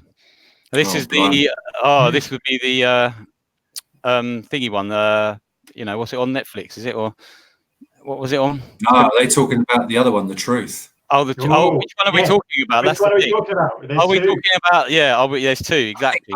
I think Francis is asking about The Truth. We don't really know much about that. Peace, Lovely. I don't know if she's still here. That's very much peace, love, jump on, man. They're basically, if that's what you want to know, they're basically just trying to find out what happened. Get to the bottom of what happened to Prince. There's a lot of interesting information out there, shall we say, apparently, that has been ignored or that they're not dealing with. But I don't know. It's what they're trying to do. They're trying to get funding as well, aren't they, to get it made? A GoFundMe that have been struggling for a few months now to get to get the amount that they need to carry this on and get it finished and get it into editing, apparently, because they're talking about red carpet event. They're talking about getting into cinemas. There's a video by the director on Peace Love's channel where he explains it better. So head over there and check it out. So, I don't think it's going to happen. I'm just glad that it's kind of someone like Peace Love who's kind of passionate about it, and someone who's really engaged with it. And I think her channel is amazing. I've got to say, the community she has, really a real sense of community. And I big fan of Peace Love, big fan. Yeah, I love her. That's cool. But yeah, she's lovely, isn't she? She's Louise has responded. The Netflix, which I presume is the Ava. I don't know. That's the Ava one. The one on Netflix, obviously, Ava developer was involved. She stepped away over creative differences, which is obviously a wide version of things. Now, I mean, she's a very respected director and is doing incredible work at the moment. So it's interesting. We don't know exactly why she's walked away. Some people have said that she's done her part, and this happens in some projects where different directors walk away. My fear is, I just hope obviously this still happens, because I think this is a key part of getting something that has to be done right and getting it on Netflix, which is if you want to attract the young audience, Netflix is the place to go. Yeah. But then it poses the question: why can't we put Prince concerts on Netflix? Why can't they upload there? Why can't they put those things up there? Because people will say, "Oh, there's a Prince concert. I might watch that. Wow, that's amazing. How can I buy stuff? Whatever." And I think that's really key. And I want the documentary. Quite frankly, you could spend a couple of hours on each era. So I hope it isn't one of those where they do that thing and they go through his career. They get to like Purple Rain. They go, "Oh, a bit of the '80s," and then they speed through in about 10 minutes. The rest of his career. And I don't want it to be like that. It has to focus on his entire career and not just because everyone I've seen it's about Love Sexy Batman, and it's like, oh, we did some other stuff. Then it's like, oh, then it just speeds through, and it's not the musicology. Yeah, I think they could do 2 hours on just 1982-83 era with the Time and Vanity 6 and the Jill Jones album and all those stuff being written and all that stuff he was giving away. I think there's a documentary in itself. Yes, and that's a great. Jill Jones's album was fantastic as well. So it could do, just amazing. Michael Gell, but I'm just bored, so I'm here. Oh, come on, life is too short to be bored. Come on, never be bored. There's always something to do. Michael, go and put NPG Exodus on. Exodus, yeah, you will not be bored then. Oh, Exodus! Seriously, you'll be bored listening to us, but you won't be bored listening to Exodus. This is another point. Are these albums you get a lot of these albums and like Exodus, and I just a lot of stuff I just don't want it to get lost. But at the moment, I feel like we need a plan. We need something, because at the moment it just feels a bit random. Don't get me wrong. I want the projects to be of as high quality as possible and to get them out there. But it just feels a bit, I don't know, difficult at the moment. But then again, there's always something, isn't it? That's the trouble, isn't it? No, I know where I've said this before. We're not we're the hardest group of people to please, aren't we? Okay, yeah, it's we're usually quite positive. I don't know what happened today. But everyone has their thing, what they want. But it's no release is pleasing everybody, is it? I mean, but there's always if it's the purple vinyl issue, or if it's the tracks, or the quality, if it's off of cassette tapes, or if it's, it's not the stuff from the vault, it's the expense, all these things, So is it just us, or, why is there's not just us complaining. So, it's a legitimate reason. So, I don't know. That's a really good point. And, about you can't please everybody, and I think we all do care so deeply about this, and we all have a passion, and this comes from a place of positivity. This rant, it's not about being insular and being selfish about it should be done like this, it should be done like that. I'm not doing it for that reason. I'm doing it because want this artist to keep going. I don't want him to disappear into the ether. I want this artist to be around in 30, 40, 50, 100 years time, or whatever it might be. But my fear is that's not going to happen until we get a strategy in place, until they start to look at what's going on. And I think the documentary is a key part of this, as well as the schedule. I think the documentary is a really key part, because if they do a 10-part documentary or a 20-part documentary, whatever it might be, as long as it's not an hour, I think it needs to be done justice. I think you could spend an hour on every year of his life potentially. So in that way, we could be there for a while. But it's a lot of work for probably little or no return. But it will have a means to an end. I believe. I think the documentary could also serve as what I said about Montreux. I think the documentary could serve as that vehicle that drives people into it, and that's all we care about. I'm not doing this from a place of selfishness. I'm doing this selflessly. I want people to hear his music. If anybody ever asks me for Prince music, I give it away free, because I just want people to hear it. So I'm never precious about my vault or my collection. I'm not precious about it. If you want it, you can have it. You can listen to all of it, as little or as much as you want.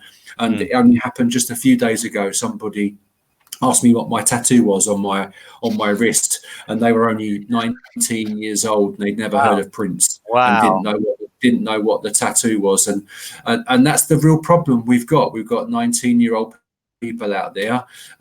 Generalization, I'm basing it on one person, but who didn't know what Prince was, and they listened to a lot of music in their response to me. And so I sent them my best of my mixtape.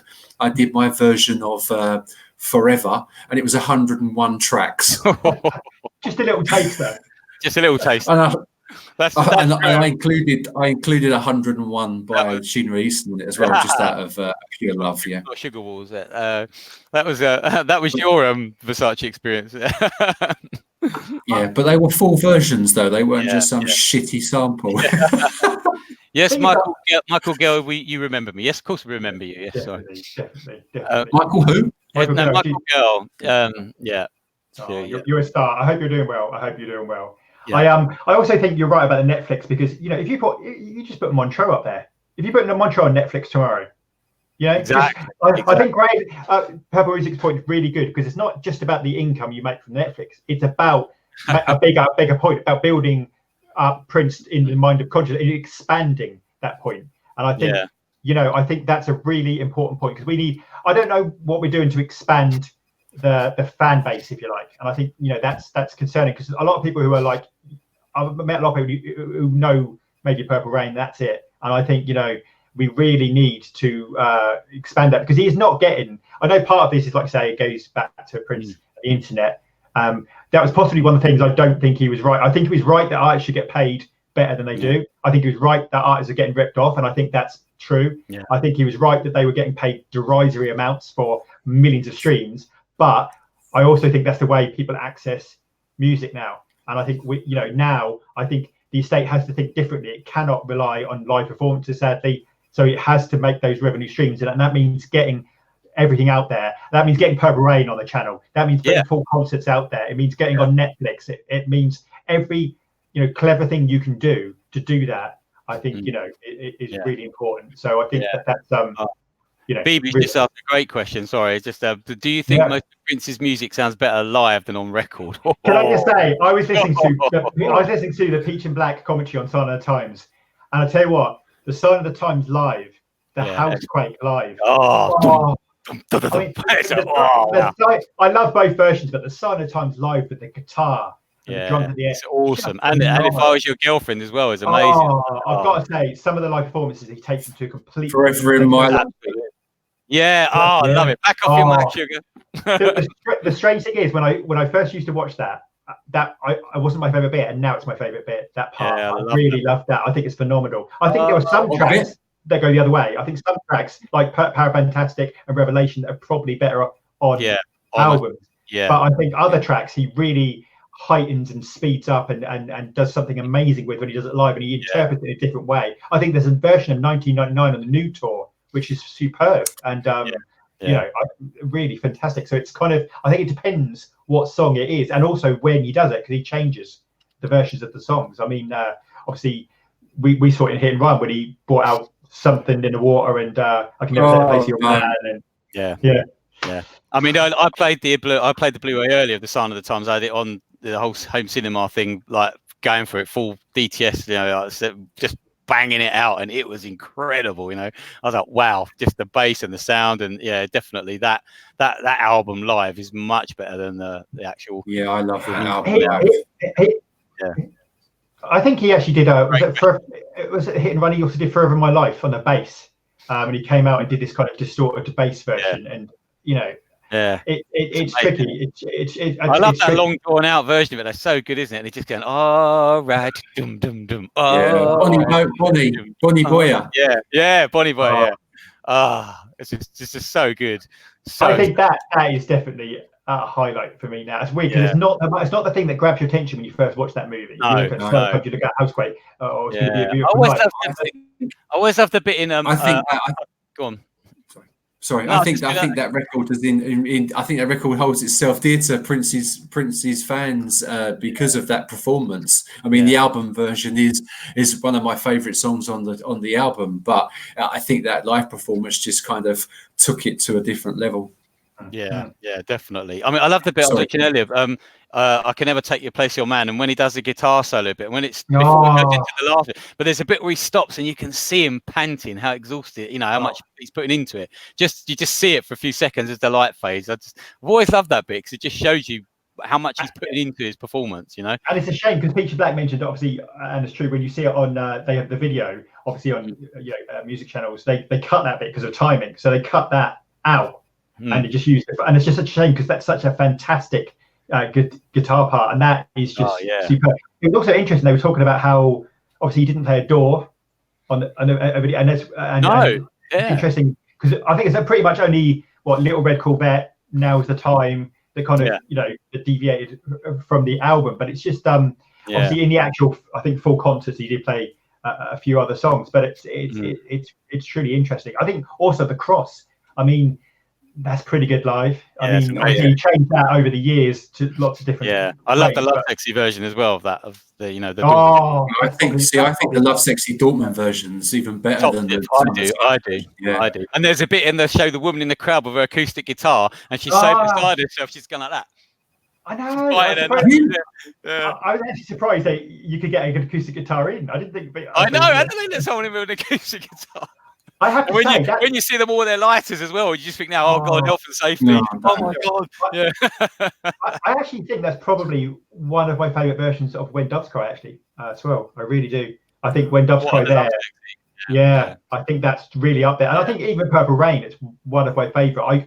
It's a special thing because it's one of the first concerts I saw when I got into Prince. And I think, I think that's that to me is probably some of the greatest example. And lots of songs obviously he performed then that pretty much you didn't get to see. I mean, how much of the Black Album did you get to see? Never performed it again, really, did he? No, only on that. Yeah, amazing. I mean, you know what? That holds. I hold that era was so dear to my heart. That year for me was just unreal. I was a 16-year-old boy coming, just exploring everything. I won't say any more than that. And Love Sexy just encapsulated everything. But that DVD, sorry, the video. It's not even been released on DVD. Sorry, I just realised that it's still VHS. It's shocking. I think there's only that, and then I think it's a Japanese laser disc or something. But that is a classic point because you could release a deluxe Love Sexy, the good and the bad, the dark and the evil, the Love Sexy, the Black Album. You could have the concert, and you could have it on DVD or whatever. Because put in. Oh, you could have. I mean, you could go the whole famous after show on a CD as well. You know. Exactly. Love Sexy would be such a great box set because you could play about with that art really cleverly. You could even put the program in. I'm sure there'll be 12 different versions of it when they get around to it. So. I mean, Tony's behind us with a Love Sexy release. He's saying out there. We know that we're gonna send this video straight to the estate. They can hear what we've got to say about it. Love Sexy is a special kind of time. I mean, I grew up with those one of those posters on my wall and the Love Sexy album cover, which is obviously when you're 14 an interesting experience when your mates come around because they think, what the hell is going on here? But that was an absolutely amazing time. His aesthetic at that time, the way he was thinking about everything, and it's true of Sign of the Times as well. The amount of thought that went into those shows, the amount of thought that went into Sign of the Times, the lighting, everything like that. But also with Love Sexy, if you watch it, the stages, the risers going up and down, left. You make a foot wrong, you're going to fall that 20 foot. You know, it's ridiculous. It's like you've got to be bang on where you need to be, and you've got to have that absolutely perfect. You know, so I think that is, you know, phenomenal. And you know, and also the opening that show, that doesn't get enough credit. You know, like Erotic City and man. Yeah, definitely. It's great. What a tour that was, honestly. What a tour. Oh, it's amazing, wasn't it? It's just crying out for re-release. It is, and well, so Sign of the Times, obviously the album itself. I mean, that is one of the worst CDs I have. Yeah. I mean, any artist. It is pitiful, the range in the CD. It's pathetic. It's you have to have it double the level of normal CDs, don't you? Yeah. Tell us what you really think, Mr. Rants. Go on. Tell us. But it really is that rubbish. It's terrible. You put Mr. it on, Rants. you know, Mr. Rants. Yeah, I've tried everything I can to make it sound better. You know, Mr. Sheen polishing it. I've done it. Put it in a bath. You know, it's just nothing works. It's just rubbish. There's no range to it. I've got the vinyl, which is obviously better. That sounds good. Yeah, the vinyl was lovely on headphones. If I Was Your Girlfriend on headphones on vinyl is a completely different animal. Wow. I don't know if you've ever listened to it. Yeah, so do the whole Prince thing. Headphones, put a candle on, turn the lights out, lay down your back and listen to If I Was Your Girlfriend. And I promise you'll hear things you've never heard before. I've actually got an unopened, this is a shameful thing, an unopened Sign of the Times vinyl that I got in Cambridge. And now I've got an excuse to, do you know what you only get vinyl with Fairham. Big shout out to Martin's merch. Martin's merch is a great channel. Martin's merch. Please go and watch Martin's merch. His unboxing of Versace and Emancipation is one of the greatest things on YouTube. Yeah, man. He's unboxing loads of Prince vinyl. The guy is seriously dedicated to his vinyl. He loves his Prince. Very small UK channel. Go and support him. UK channels need supporting, man. Yeah, he's a good guy. He's a really honest guy, and he really likes his music. And he scours the internet, and he buys everything that's out there. He's a really good guy to support, and good heart. I think good heart on that bloke. Go check his YouTube channel out. Martin's merch. Martin's merch. We've done you proud, man. Yeah, you're a legend in your own underpants. Yeah. The thing that really guts me a bit is with the Sign of the Times, with the this one and obviously the Sign of the Times vinyl, they have the blue heart on the outside. Yes. Ripped. So you have to kind of, you know, it's so difficult. I tried so hard with that yesterday. You have to take the heart off, don't you? Because I had to. It's down there. So I got the cellophane all kind of in one piece, but you just know where to keep it on. So you know. Tony Delta Blue says Night Child, you've got unopened Prince vinyl. I know, it's outrageous. Can you show us? Can you show us proof? Proof. Yeah. You want proof? So, and also, guys, in a minute, we're going to review the Rainbow Children. An unopened Sign of the Times vinyl. Unopened, wow. He hasn't got a record player. That's why it's unopened. Yeah. Unfortunately, mine is opened, I'm afraid. No blue heart, you see. That's why. Yeah. Bless your hearts. I think the thing is though, if you had Sign of the Times re-released, I've got that too. Oh, that show that. Go on, show the vinyl. Oh, what the vinyl? Yeah. Look at the colour of it. How beautiful this is. This is amazing. Look at that. Yeah. Look at that. Yeah, that's lovely, isn't it? I was going to say that if you had unopened, what time is it? Which is the green vinyl. That's unopened. I don't know what the green vinyl looks like. Okay. I haven't got that one. That's nice. And my favourite one that I got off of eBay, hang on, just going through, is on vinyl, the Beautiful Experience. So I was really the butterfly. Yeah. Well, no, it didn't have the butterfly, the vinyl, only the CD. Apparently so. But it does come with a booklet, which is just as big, the exact same booklet. Wow. So, which is... I would say that if you... Oh, look at that. Look at that. That's a great photo. Look at that. I love that. Yeah. It's great, isn't it? And I love the vinyl because the middle of the disc, it has the cymbal guitar. It's just so cool. It looks so cool when it's, going around on the... Oh, that is cool. I remember that. Yeah, bloody, that takes me back. Yeah. The only problem I think is if you bring out a Sign of the Times Deluxe, what configurations you think about? Obviously, how many changes the album went through in terms of what it originally started out of, and you've got different things, Dream Factory, Crystal Ball, various. What do you include? I mean, there's so much you could include as outtakes and B-sides and various other things. I mean, I don't know. It would have to be. It would make 1999 look small. Quite frankly, you'd be about 20 LPs. You start off with the Dream Factory, and then you go into Crystal Ball, and then you end up with Sign of the Times, don't you? And then Camille.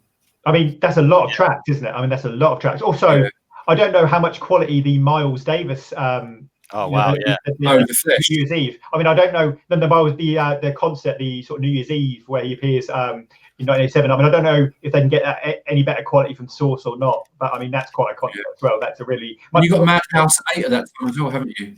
Oh, this is going to be huge. Madhouse 8 deserves some props. Yeah, you can get that. You can stream that on iTunes, which is really interesting. iTunes has, iTunes. Other music providers are available, but iTunes have it. Yeah, really, that's actually quite good. I mean, I suppose the thing about streaming is that at least it's going to get people to listen to Prince. But like I say, I don't know how much money that brings in. I mean, it's not linked to Prince though. It's interesting. You search Prince, it doesn't. You can't find Madhouse. You have to search Madhouse to find it, which is really interesting. Yeah. And this is another one from Rocket Pool. I've still got my original one sealed. Oh wow. 1989. If you want it, it's available for $556, which is $200 cheaper than you can get it from Prince Store. Say goodbye to Tony Delta because he'll get in trouble. We're going to cause a domestic incident if we don't let him go. My wife is signaling for me to make the Thank you. Tony, thank you for joining. It's been a pleasure. Thank you. Love and respect. Bless you, man. Bless you. Artful, hello. Good to see the Geo is back. Gotcha. J3121, as long as the documentary is not on Channel 5. Yeah, I know exactly what you mean. Don't. With that same guy does all the voiceovers for every kind of documentary. I hate that guy's voice. I don't know his name, but every time there's one, it's him. If it's just they do those autopsies of bloody celebrities. It's like, what That worries me because, like I say, they've done that with a lot of celebrities, pretty much everybody, and that concerns me because I don't know what America seems to have a different. I'm not entirely. I don't know. They seem to have a very open when it comes to things like that of releasing everything, and I know they do it in a kind of transparent manner, but it's it's a bit worrying, and I hope that doesn't go down that road. But we want it to be positive. We want it to be about the music, like Purple Music said. If we weren't positive, if we didn't care, then we wouldn't do it. So I think exactly. It is meant in a positive sense. We there are some right steps. There are some great things that that are being brought out, and I think we appreciate that. But like I say, we can always improve and interact. I just ask the estate to interact with the community because the community can spread the word, and they know better than anyone how to get these things out there and to get these things talked about. And I think that's a really crucial point. The advertising only reaches. I think the advertising only tends to reach people who are already Prince fans. It doesn't. It needs to be bigger than that. It really does. Yeah, there's so much knowledge and passion in the Prince community, and all they need to do is just reach out, and they would get a general consensus of how things are really going on out here, or how people are really feeling, and take it from different demographics. Take it from somebody from the UK, someone from Germany, someone from the States, someone from Australia. Get a real mixture of people that are together. And get a feeling for what's going on out there, and then they'll really get an idea of how people are feeling. Because look, we're three people that were brought together under terrible circumstances, and we're all now like brothers, and we've come together and we do this, but we've all got very similar views. We all share the same view and passion. Mine are slightly more aggressive in my nature, but that's just me because I'm slightly weird. But we all have. But we all have the same. We all have the same views, though, don't we? We all agree that it's a mess and it's overcomplicated and it's exploitational and it's not great. And all we care about is having a legacy. And we're trying to do something that doesn't affect us because the benefit. But no, exactly. I don't really care about that, and that's the selflessness part of this. I'm trying to do something for the future generations, because when I go, I don't want to him to go with me, and I feel like that's going to happen. Yes. Does that make sense? Yeah, it's ridiculous, exactly. but that's how I feel. I feel like he's going to go with me. Yeah. Like it needs to be protected. You make a really good point, because you think of Mozart, you think of Tchaikovsky, you think of all the geniuses through time, and they're still here hundreds of years after their music. And like you say, the worrying thing is, at the moment, a lot of the ways music shared is temporary and stuff like that. And is there going to be a lasting legacy, especially if the people now who are sort of 20s, say early 20s, is this just because Prince hasn't got that online presence? With the figures we're seeing, not been horrible. The figures we're seeing on the official channels, yes, he started from because he didn't have them out there for ages. They started from a small base, but they are nowhere near what they should be in terms of views. I mean, well, as we said, put Purple Rain on there straight away, you've got millions of views. So it's just. Is that the problem though? Is that the problem that he started from that point because of the fact that he controlled it so meticulously? Is that because it's so when the internet was blowing up and everybody started to use YouTube as a vehicle, he never had any presence? So is that now gone with that generation, so they don't know anything? So you're now coming in at a low base level. A generation doesn't know. It makes sense. I'm trying to explain that well. But.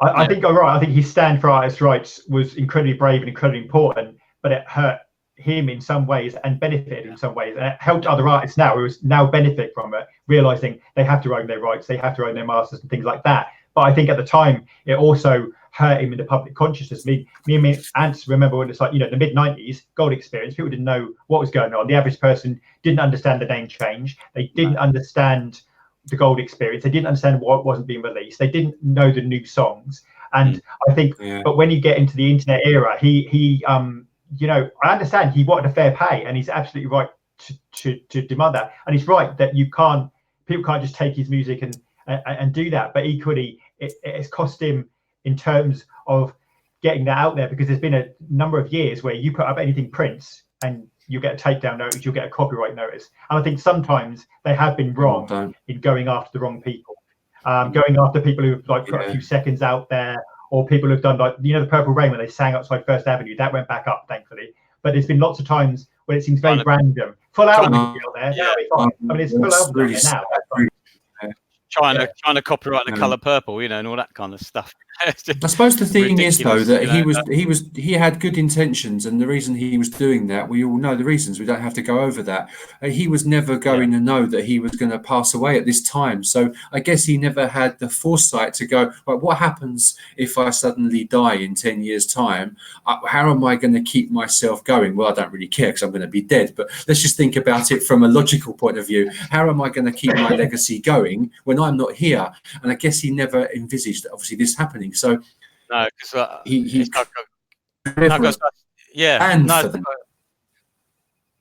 no.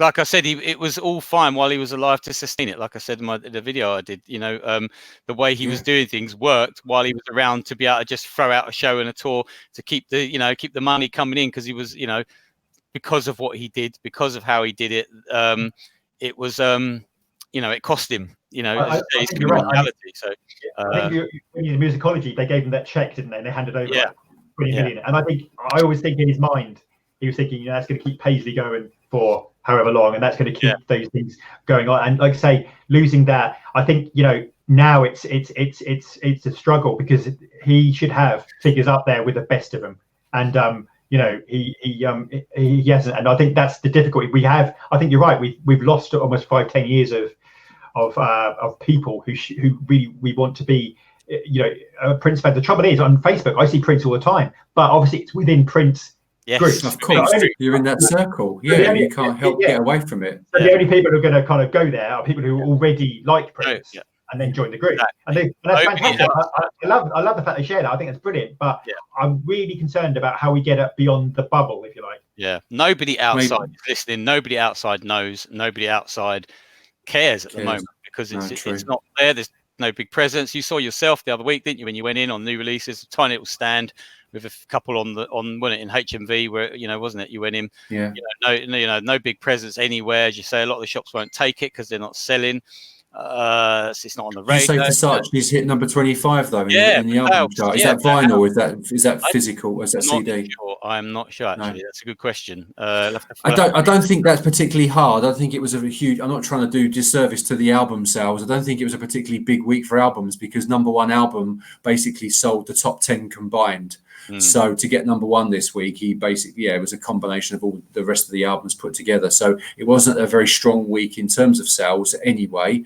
So it might not have had to sold a huge amount, but that's lovely that it got back in the chart, even if it just gives awareness to the charts. Yeah, which would be good. Yeah. But it's stuff that they're not going to be able to play on the radio, are they? Not going to play Pussy Control on Radio 2, are they? Well, they don't play anything on the radio. Why don't they? Like, why did they, when the originals come out, why did they go to all the trouble of making a video for Holly Rock? And they go, a video for the first single. Well, what do you mean the first single? Where's it released then? Yeah. Digitally, is that all? But on radio, it's not. We're in a crucial time because there's going to be a lot of hype and apparently there's going to be lots of promotional things for the book. And I think this is a really important window. Whilst the people are interested in the book and they come here, because apparently there's going to be quite a campaign of publicity for that. And I think when people come here, this is the ideal opportunity to signpost them to printers' work. So they really need to be on their game and say, right, okay, the interest in printers is going to rise. When I go to YouTube, you want to see, videos on their official channel. You want to see things out there, and it's really important that they make the most of this moment because the world is going to be watching and learning about this book. And this book's going to be reviewed everywhere and lots of things everywhere. And I think it's really crucial they really exploit that as much as they possibly can to get as many people engaged as they can and do that right. Because there's not going to be another print autobiography. There's not going to be anything like that. No. And so it's really crucial that this is something that that really they handle well. I can't see them releasing a single to support the book release. I think it's a separate. It's a whole separate world. I don't think the two link up very well. I've seen it in the past. Worked in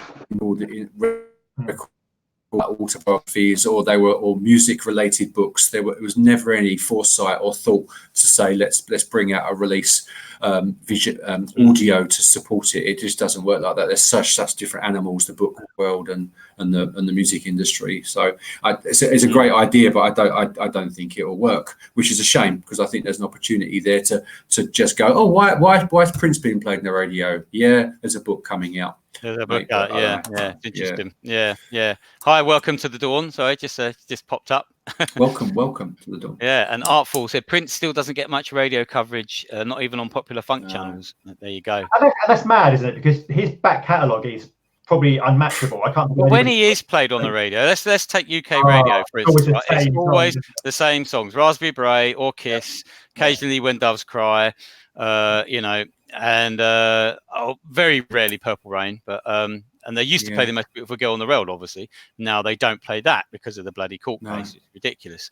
BBC Six Music plays some really good stuff. They play some interesting tracks. I've heard Paisley Park and She's Always in My Hair and DMSR. They play some weird stuff, but they go a bit deeper. Yeah, but the thing is, like I was saying before, that those stations aren't what the masses are listening to. They're listening to Kiss, they're listening to Capital, they're listening to Heart, or whatever it is, and that's where it needs to be played. It's the music lover who listens to Six Music, whatever, because they're into real music. But if you want to get him out there to the masses, he's got to be on the commercial ones that are hitting all the, the general public, basically, the ones that they're listening to. It's really strange to me because in some ways, there was times when Prince was really commercial and times when he, like I say, went off the other way. There were times when he did Diamonds and Pearls and there's times when he did The Slaughterhouse and went completely the other way. But then sometimes even that doesn't make sense because he was really pushed a big publicity campaign for the London O2 show. He's really pushed that. Phenomenal, 500,000 people. He was in the news every day. Great review after great review after great review.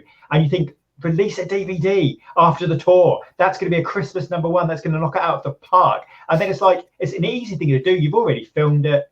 Let's do it. But I think Prince often was on his mind. He was on to the next thing already. And I think you just took the words out of my mouth. I think that's exactly why it didn't happen. It's almost like someone else had to pick that up and say, look, we've got the video. We filmed it. We're editing it. Look, Prince, watch this. Do you like this? Do you want to make some edits?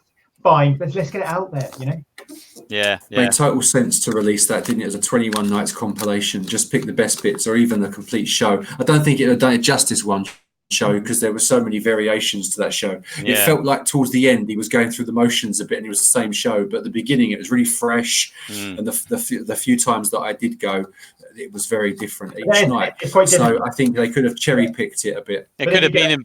Go on. But you get a complaint, don't you, like we had with Indigo Nights, where they say, well, you've taken a bit here and you've taken a bit there. It's so impossible because, like you say, there's no one show that encapsulates the whole thing. And good things happened every night. And, and I think that's really, I think Diana Williams makes a really good point, though, about how, Prince's legacy, you see it with lots of artists now, certainly looking at Janelle Monáe and Lizzo and, lots of artists are really picking up Prince's influence. And it's interesting because it's predominantly female artists. That are really picking it up, I think. Yeah, she was right. She absolutely smashed Glastonbury. So the best thing I saw at Glastonbury. I saw Janelle Monáe do one of the fashion show, and she just walked around the tables and did one of the most amazing performances. Just amazing, throwing stuff everywhere, falling to her knees, and you think that took some confidence. And I think that is something that he did. He did work with these artists, and he's a community. There's a lot of different influences, and I just hope that, like I say, that stays in the culture, because we've not had anybody like him in the music world, and he deserves better than he's currently getting. His level of awareness in terms of how not just that, I don't mean purely numbers for the sake of numbers, but I mean in terms of awareness of his work just needs to be raised. And sometimes I'm quite saddened that I see some of the figures, and like I say, it's not all about figures. I don't want it to be like, oh, we've got this many million. That's not what I mean, but I mean in terms of people enjoying the music and people, being aware of it and just having the choice to listen to something and say, oh, I really like that, or that's really cool. But at the moment, I feel like he should be a much, much bigger star than he is. And I know part of that is down to his fight for artist rights. He was a very selfless thing, because he could have easily said, forget it, I'm going to do Diamonds and Pearls every year. We're going to release 5 singles, 6 singles. We're going to make videos. I'm going to take that money every year, and no one could have blamed him. But that wasn't Prince. Prince didn't take the easy way, did he? So No, exactly. Was you mentioned the Slaughterhouse about 10 minutes ago, and I think blimey! I was just going to mention a couple of comments before you do that. So the Slaughterhouse is such an underrated album. I absolutely love that. I think it's got an incredible sound. Lyrically, it's so different to anything else he's ever done. I think that and the Chocolate Invasion together are just a brilliant piece of work. There's a lot going on in Slaughterhouse. Some of those songs around that era. You look at 2045 Radical Man. You look at, like I say, you look at My Medallion. Golden Parachute as well. My Medallion, I love My Medallion. My Medallion makes me laugh so much, and it's just Props and Pounds. Props and Pounds. They're such good songs, aren't they? Brilliant. How many people know about that though? How many people know about Slaughterhouse? I reckon if you played Props and Pounds or Silicon on the radio, do you know what? I think Silicon's one of the best songs he's ever done. I absolutely love it. I think it's really hard and drive. It's a great driving song. It's a brilliant song. You heard that on the radio. I think it attract new listeners to him.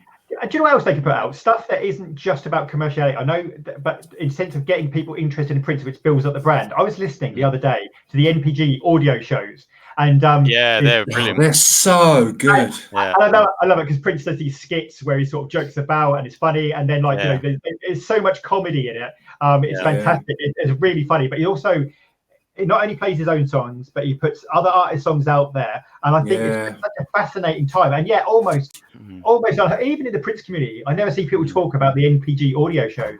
And who that is actually, I really like them. I think they're great little greatest hits compilations. So they're you really never know what you're going to quite get. Really good. I mean, you could go from Face Down to controversy. It's amazing.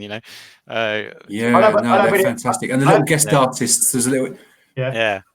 Artist, formerly known. And there's so much comedy in there when I think he's joking with Phoebe and saying, like, have you got your green card? No, you've mucked up. You're going. That's it. You're over.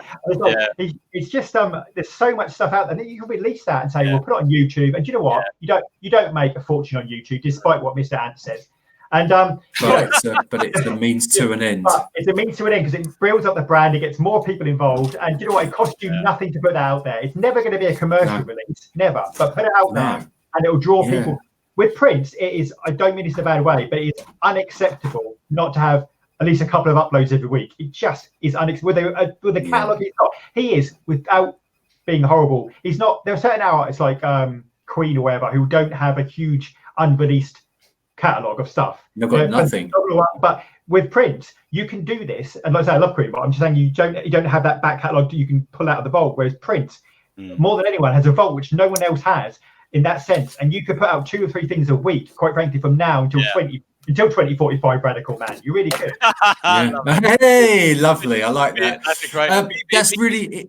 BB's just saying she doesn't know about the audio shows. Did not know about. Do you know what, BB? If you I'll send them to you. I'll send them to you, BB. I'll send them. You've got to know about them. They're absolutely incredible. Morris Hayes on them is brilliant. It's important to point out at this point that Prince doesn't spell audio in the way everyone else would spell audio. No, he's spelled A-H. Yeah. Audio. Audio, yeah. Every syllable must be heard. The artist, formerly known as Prince. I mean, they need to be out there. They really do. I mean, I've not seen them shared even in. I mean, they're about ones I've got about an hour long, something like that. 40 minutes an hour, and it's great because he plays other artists' songs, and some of those songs. These were things that were exclusive for the NPG Music Club, weren't they? That's where they were. They were NPG Music Club. Yeah. It was a very small base of people knew. Yeah, that's why I know not many. Glass Cutter was the Glass Cutter. What a song that is! The guitar solo on Glass Cutter. Shit the bed. I mean, who does that though? But Prince always did that, didn't he? I remember when somebody listened to a friend of mine listened to the Truth album, right? And he said, "This is phenomenal." He did. He said, "When's it going to the charts?" I go, "No." He go, "Well, when's it being released?" I go, "No, you don't understand. This is Prince. This is buried on like a 5 CD set as a kind of add-on, and it's like a phenomenal." The best thing about Crystal Ball. I mean, it's phenomenal, and yet. Don't Play Me. Imagine a stripped down video for Don't Play Me or The Truth. And yet he buried it in that kind of that thing. And you think, well, it got lost because Prince was so productive. But anyone else would have made that a standalone release almost. And it's the rate he worked. I don't think we could keep up with him. And I think it was almost at a point where he was just so far ahead in terms of what he was doing. He was, by the time, like I say, he's touring, he's working on the 2nd or 3rd album after that already. Oh yeah. Cyber Single. There's another one. That guitar solo sounds incredible. What about The War? What about The War? I mean, listen to The War twice. Listen to it yesterday and today. It just turned up on. You can't skip it. You have to listen to the whole thing the way through. Microchip in your neck. If the government. I really think if somebody would put that on their channel as a purple pick of a week, that would be a phenomenal thing to do. Yeah, what a great idea. Only we had somebody who could do that. Yeah, purple pick of the week's having a break at the moment, but write that down. I did the voiceover for that one, so I can. Did you really do that one already? You did that? Yeah. We did do that one. I've forgotten. But he did the voiceover. But that is a phenomenal, that's a monster song. That's like The Exodus has begun that kind of massive song, and he talks about. What song? I mean, the song is about frozen nipples. What song's that? The Evolution will be. Glass Cutter. Glass Cutter. It's about frozen nipples. There's a whole new thing. It's a whole new genre. That is. It's a whole new world. Yeah, Mega Cologne 2011. I want the War on vinyl. That's a great shout, Mega Cologne. Now there's somebody who's got some credibility and some foresight. Let's bring out something that the fans want, not some crappy sampler CD. Versace.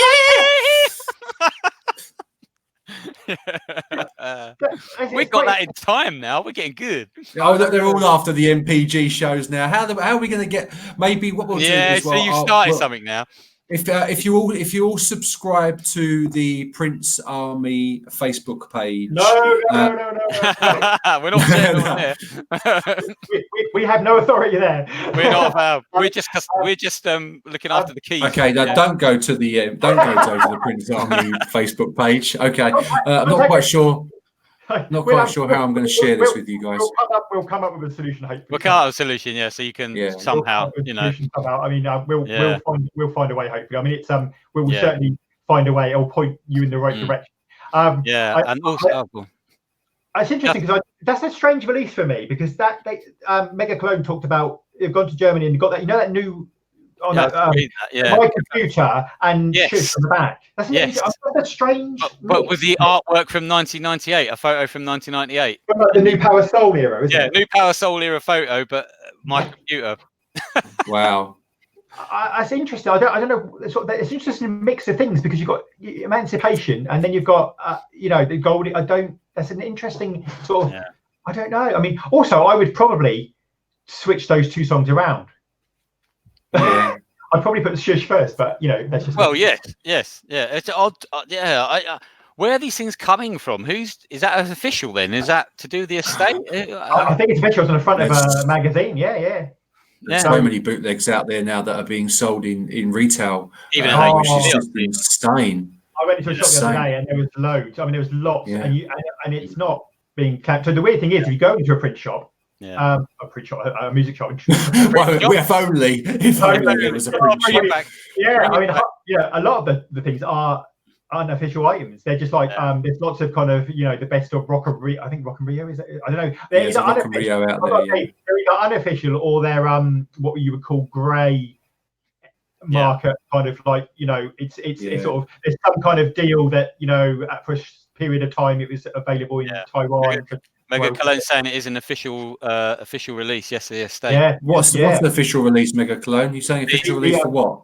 It was a cover mount in Germany. Okay. Sorry. Right. With as I say, shush on my computer. So Welcome to the Dawn saying they should release the piano microphone show. I don't know if you missed that. Welcome to the Dawn. We spoke about that earlier, saying that we think the boats. We missed. They've missed the boat on the opportunity with that now. But I do think, in an autobiographical sense, it would definitely work with the book. I think the intimacy and the stories that he told of his life would work as a really nice symbolic way to kind of bring the book to life. Yeah. Well, I think that's a really good point, because you've kind of mentioned, all I hear, and it really annoys me, is whenever in Prince's career, it was always, he's coming, he's got a comeback, There's a comeback in, I remember it was like, Emancipation is coming back, New Power Soul is coming back, Musicology is coming back, 3121 is coming back, and he has about 5 comebacks a year. But it felt like that because there was this period, I would say, from 96 possibly to about 2004, where a lot of people just dropped off the Prince radar, really. We lost them, they didn't know how to get the music. It wasn't like you go to a record store, they weren't sure what was going on. And I think we struggled quite a bit then. So I think that's a lot of that stuff is due for appreciation in a way it hasn't been. So hopefully at some point we'll get there. I hope the estate need to show an interest in his full career and not just the big commercial hits. It has to be the whole career, whether it's the Crystal Ball, whether it's the Rainbow Children, those kind of, the Rainbow Children. No offense, but come on, yeah. How much is that going for on vinyl on eBay? 750 now averages for. Jesus Christ. I've looked at 3 copies in the last 6 months. I've been watching that album like a hawk, because it's the holy grail really for me on vinyl. Apparently it's a whole different beast on vinyl, and I'm kind of hoping that it'll get an official release. It deserves it, but similarly it'll be nice to get my hands on one.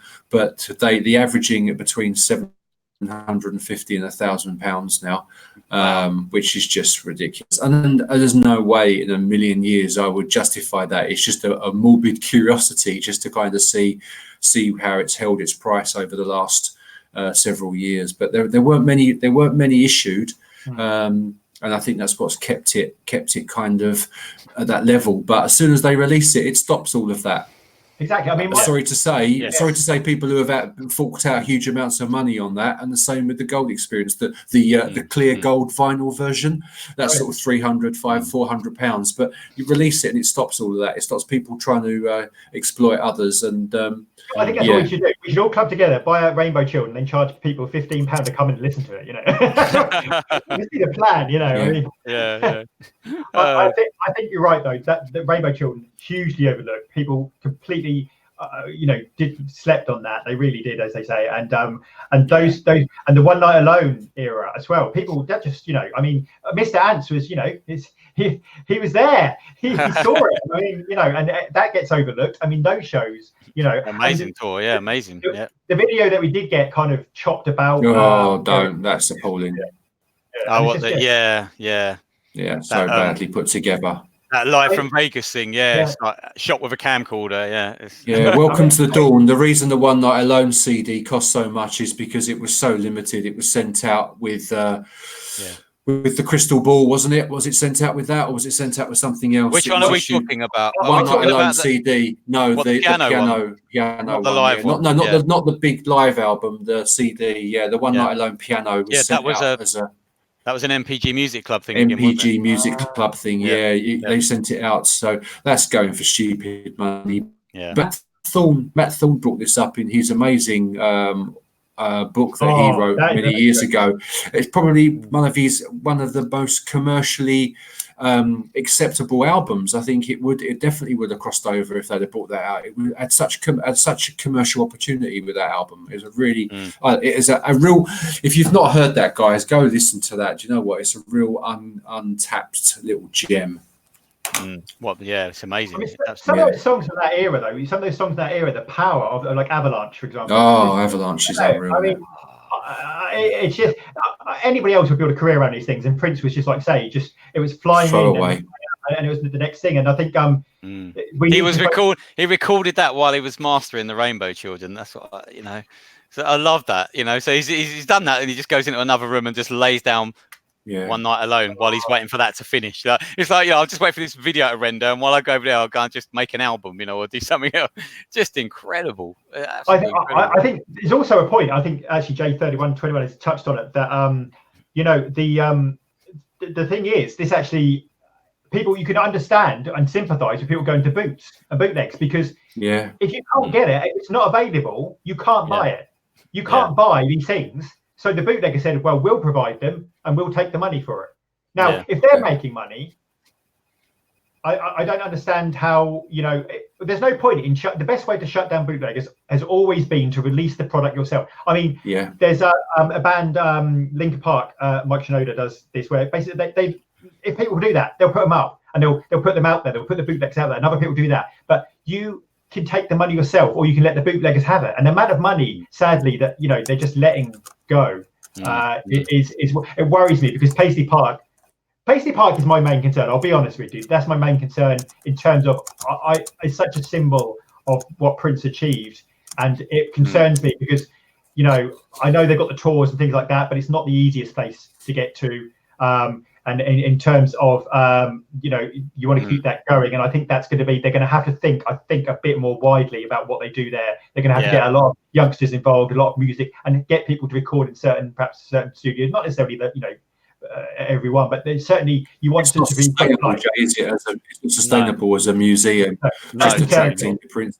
Well, all that equipment just going to waste, just sitting there. Studios, it's like, come on, let's not have it a mausoleum. I know Prince wanted some of that, but he still was going to work there. I think he was only going to be partly a museum, parts of the place, but I think he would have still operated. He's still doing recording there and doing concerts there and doing, everything else. So, but you know what? Even if you have like Studio A, Studio B, Studio C, if you keep one as I think they kept one as as it. Kind of as they potentially, sort of say it was. As they found it, almost. Yeah. But I mean, would I don't think anyone's going to have an objection to saying, oh, Studio C or B or whatever, Janelle Monáe's going to record her new album, or No, I mean, how good, say like loads of new products come out and people see it on the thing recorded at Paisley Park. They go, oh, what's Paisley Park? Again, straight away you're interested, getting people's interest. They're great if you see that on products again. Francis is right though. They are having concerts there, but yes, they do. Yes, it's not being used to its full capacity. No, the only things they do there are the celebration, aren't they? And they have dance parties, don't they? They have the odd. I think they have the odd DJ nights and stuff like that. I mean, it's difficult because obviously, I suppose, of where it is. But I mean, I personally mean concerts in terms of big stars going there. I see other artists using it as a venue to perform. Big stars could go there, and I don't see why. I can't see why big stars can't perform there And or, like I say that, yeah, you know, or rehearse there, use it like it was, you know, as a performance, as a rehearsal space, you know, for tours or for, you know, shooting music videos or whatever. Use it as it was intended, you know. So as a working thing, then you have as a that working thing, you've got that income on top of the museum, keep the museum going for the fans, use it as what it's supposed to be, and hold special events there like they do a celebration. You know? And you know what? You can be clever. You can invite artists who had a connection to Prince. There's enough of them. People who've been influenced by, I mean, either people who work for Prince or people who've been influenced by Prince, the next generation. You can keep it respectful. You don't have to sell out. You can give it to people who, you know, are true artists and artists that people. I mean, if I think Heart, a lot of people talk about Heart as a kind of having a big Prince influence, is amazing artist. And you've got, you know, lots of people who really have embraced Prince's work and his style, and I think that, you know, get them in. You can do it there's a way to do it, you know. There's a way to do it with respect. There really is. I just hope it doesn't end up getting bulldozed down. I really don't, because it just can't. Can you imagine? That would probably be one, honestly, it'd be sad, because you have to think about the area that it's in as well, and I don't think it has much else to attract people to that area. Well, this is the thing. If they look at it, and they go, "Oh, this land is worth X amount of million to us. It's worth more bulldozed than it is." Yeah, I mean, that's the thing. I think for Prince, I think he benefited greatly from having that isolation, and he chose purposely to record that. And I think that worked incredibly well for him, rather than spending all his time in major cities. And I think that was key to how, when you think of Big White Mansion or something, you know, the track, you think of Paisley Park. But then you're right in the sense of you've got to keep that going. And at the moment, you know, we're spending too much on lawyers. Way. The money that's being wasted on all that stuff is just it terrifies me, because that is utterly unnecessary. It's been going on for 3 years, and yes, we're getting better and in terms of sorting some things out. But the trouble is, and I don't mean it's a disrespectful way, the longer it goes on, the happier the lawyers are, because the more work they have to do, the more they can charge and the more money they can take, and then they move on to the next thing and they're not worried about it. And I think they need to just, you know, get this sorted as quick as humanly possible and say, right, we as a united family, as the heirs that own 100% of this is legally going to be, you know, I mean, we're the only heirs. It's not like he didn't leave it to Sony, he didn't leave it to Warner Brothers. You know, I mean, not he left it to anybody, but I'm saying legally, you know, they are the heirs. Right, you need to get in a room and say, look, this is our position, this is what we're going to do, and do you know what? Reach out to the fans. I mean, it's really important. I just want those people to reach out to the fans and say, look, you know, we are Prince's living heirs. What do you want? What do you want to see from this remarkable man? Do you know what? Exactly. Do you know what? It would give me such pleasure, and I would take a huge amount from it, because this person's been so important in my life and has been part of my life for so long, and I had a connection with him, more than just music. And if I got an email or a phone call just to say, we'd just like 5 minutes of your time, just to kind of understand what you feel, how you feel as a Prince fan. Do you know what? Nothing would give me greater pleasure than to support and help, or just impart 2 minutes of my time. We've been speaking for 2 hours and 26 minutes on this.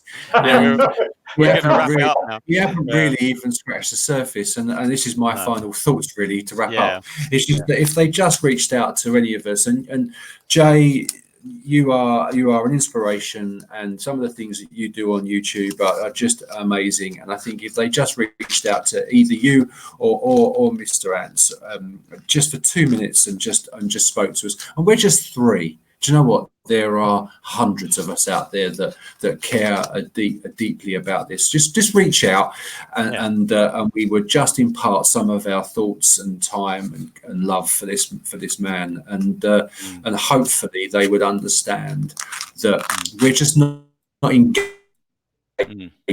There's not a graffiti one. There's a huge bridge between us and the estate. And that bridge needs to be that bridge needs to be closed. We need to have some kind of we need to have some contact and some guidance from the estate, and we need to feel connected estate like we did with Prince. And I think we're all waiting for that connection. We haven't got that connection, Yeah, and that's all what we we need miss. is somebody. No, We miss having him. We miss having him as a body yes. on this plane. And the only thing we've got to hold on to is the music and the footage, which is what we've been talking about. We want this stuff so that we've got something tangible to hold on to. So I'm asking the estate just to kind of reach out to us and just let us just help and guide you, or take it or leave it. I don't care, but just reach out to somebody and just ask us to support and give you some guidance. And that's the reason I wanted to come back to do this video. And I'm so pleased that you gave me the opportunity to be on here tonight. I mean, I've had a bit of a time away from this, but I felt so strongly and so passionately about everything that's happened over the last few months with all the releases and the way it's going. I just felt so passionately about this and just trying to re-engage and connect again with the estate and with Prince fans alike. And I can't thank everybody enough for watching. So that's it from me, guys. I just love you all and thank you everybody. That's brilliant. Thanks for coming back, because it's been brilliant. And I agree with everything you've just said, absolutely, as you say. And if they're just, if the estate just had a face, someone to talk to, someone to represent them, who would communicate with us and talk to us and say, this is what's happening, this is that, connect with us, like you say, because that's what we're missing. I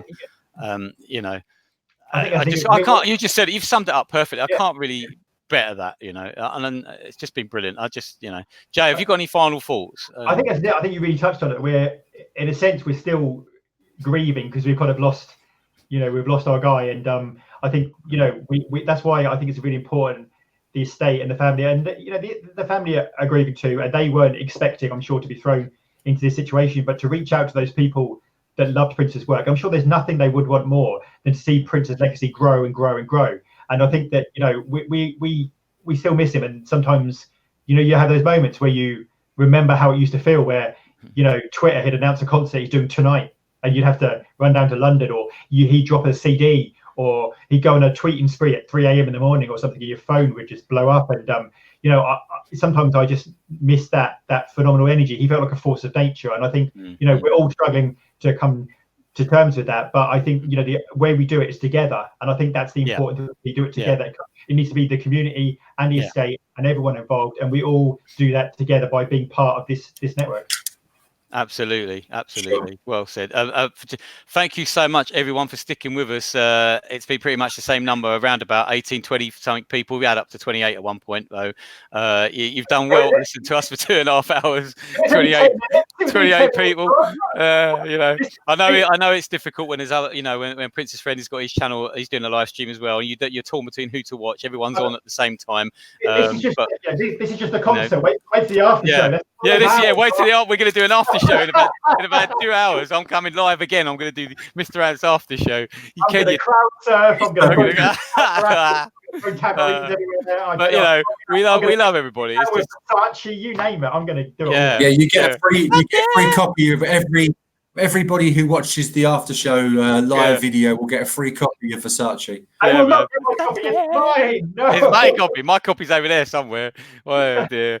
Well, it's been great to do this first ever live stream. I really enjoyed it. It's been great fun. Maybe more to come. We shall see. But thank you, everybody. Anyone else say anything? You got any more to say? And if anybody still, we're nearly at target for Morris Hayes to try and help him. Oh yes, quick check on the telephone.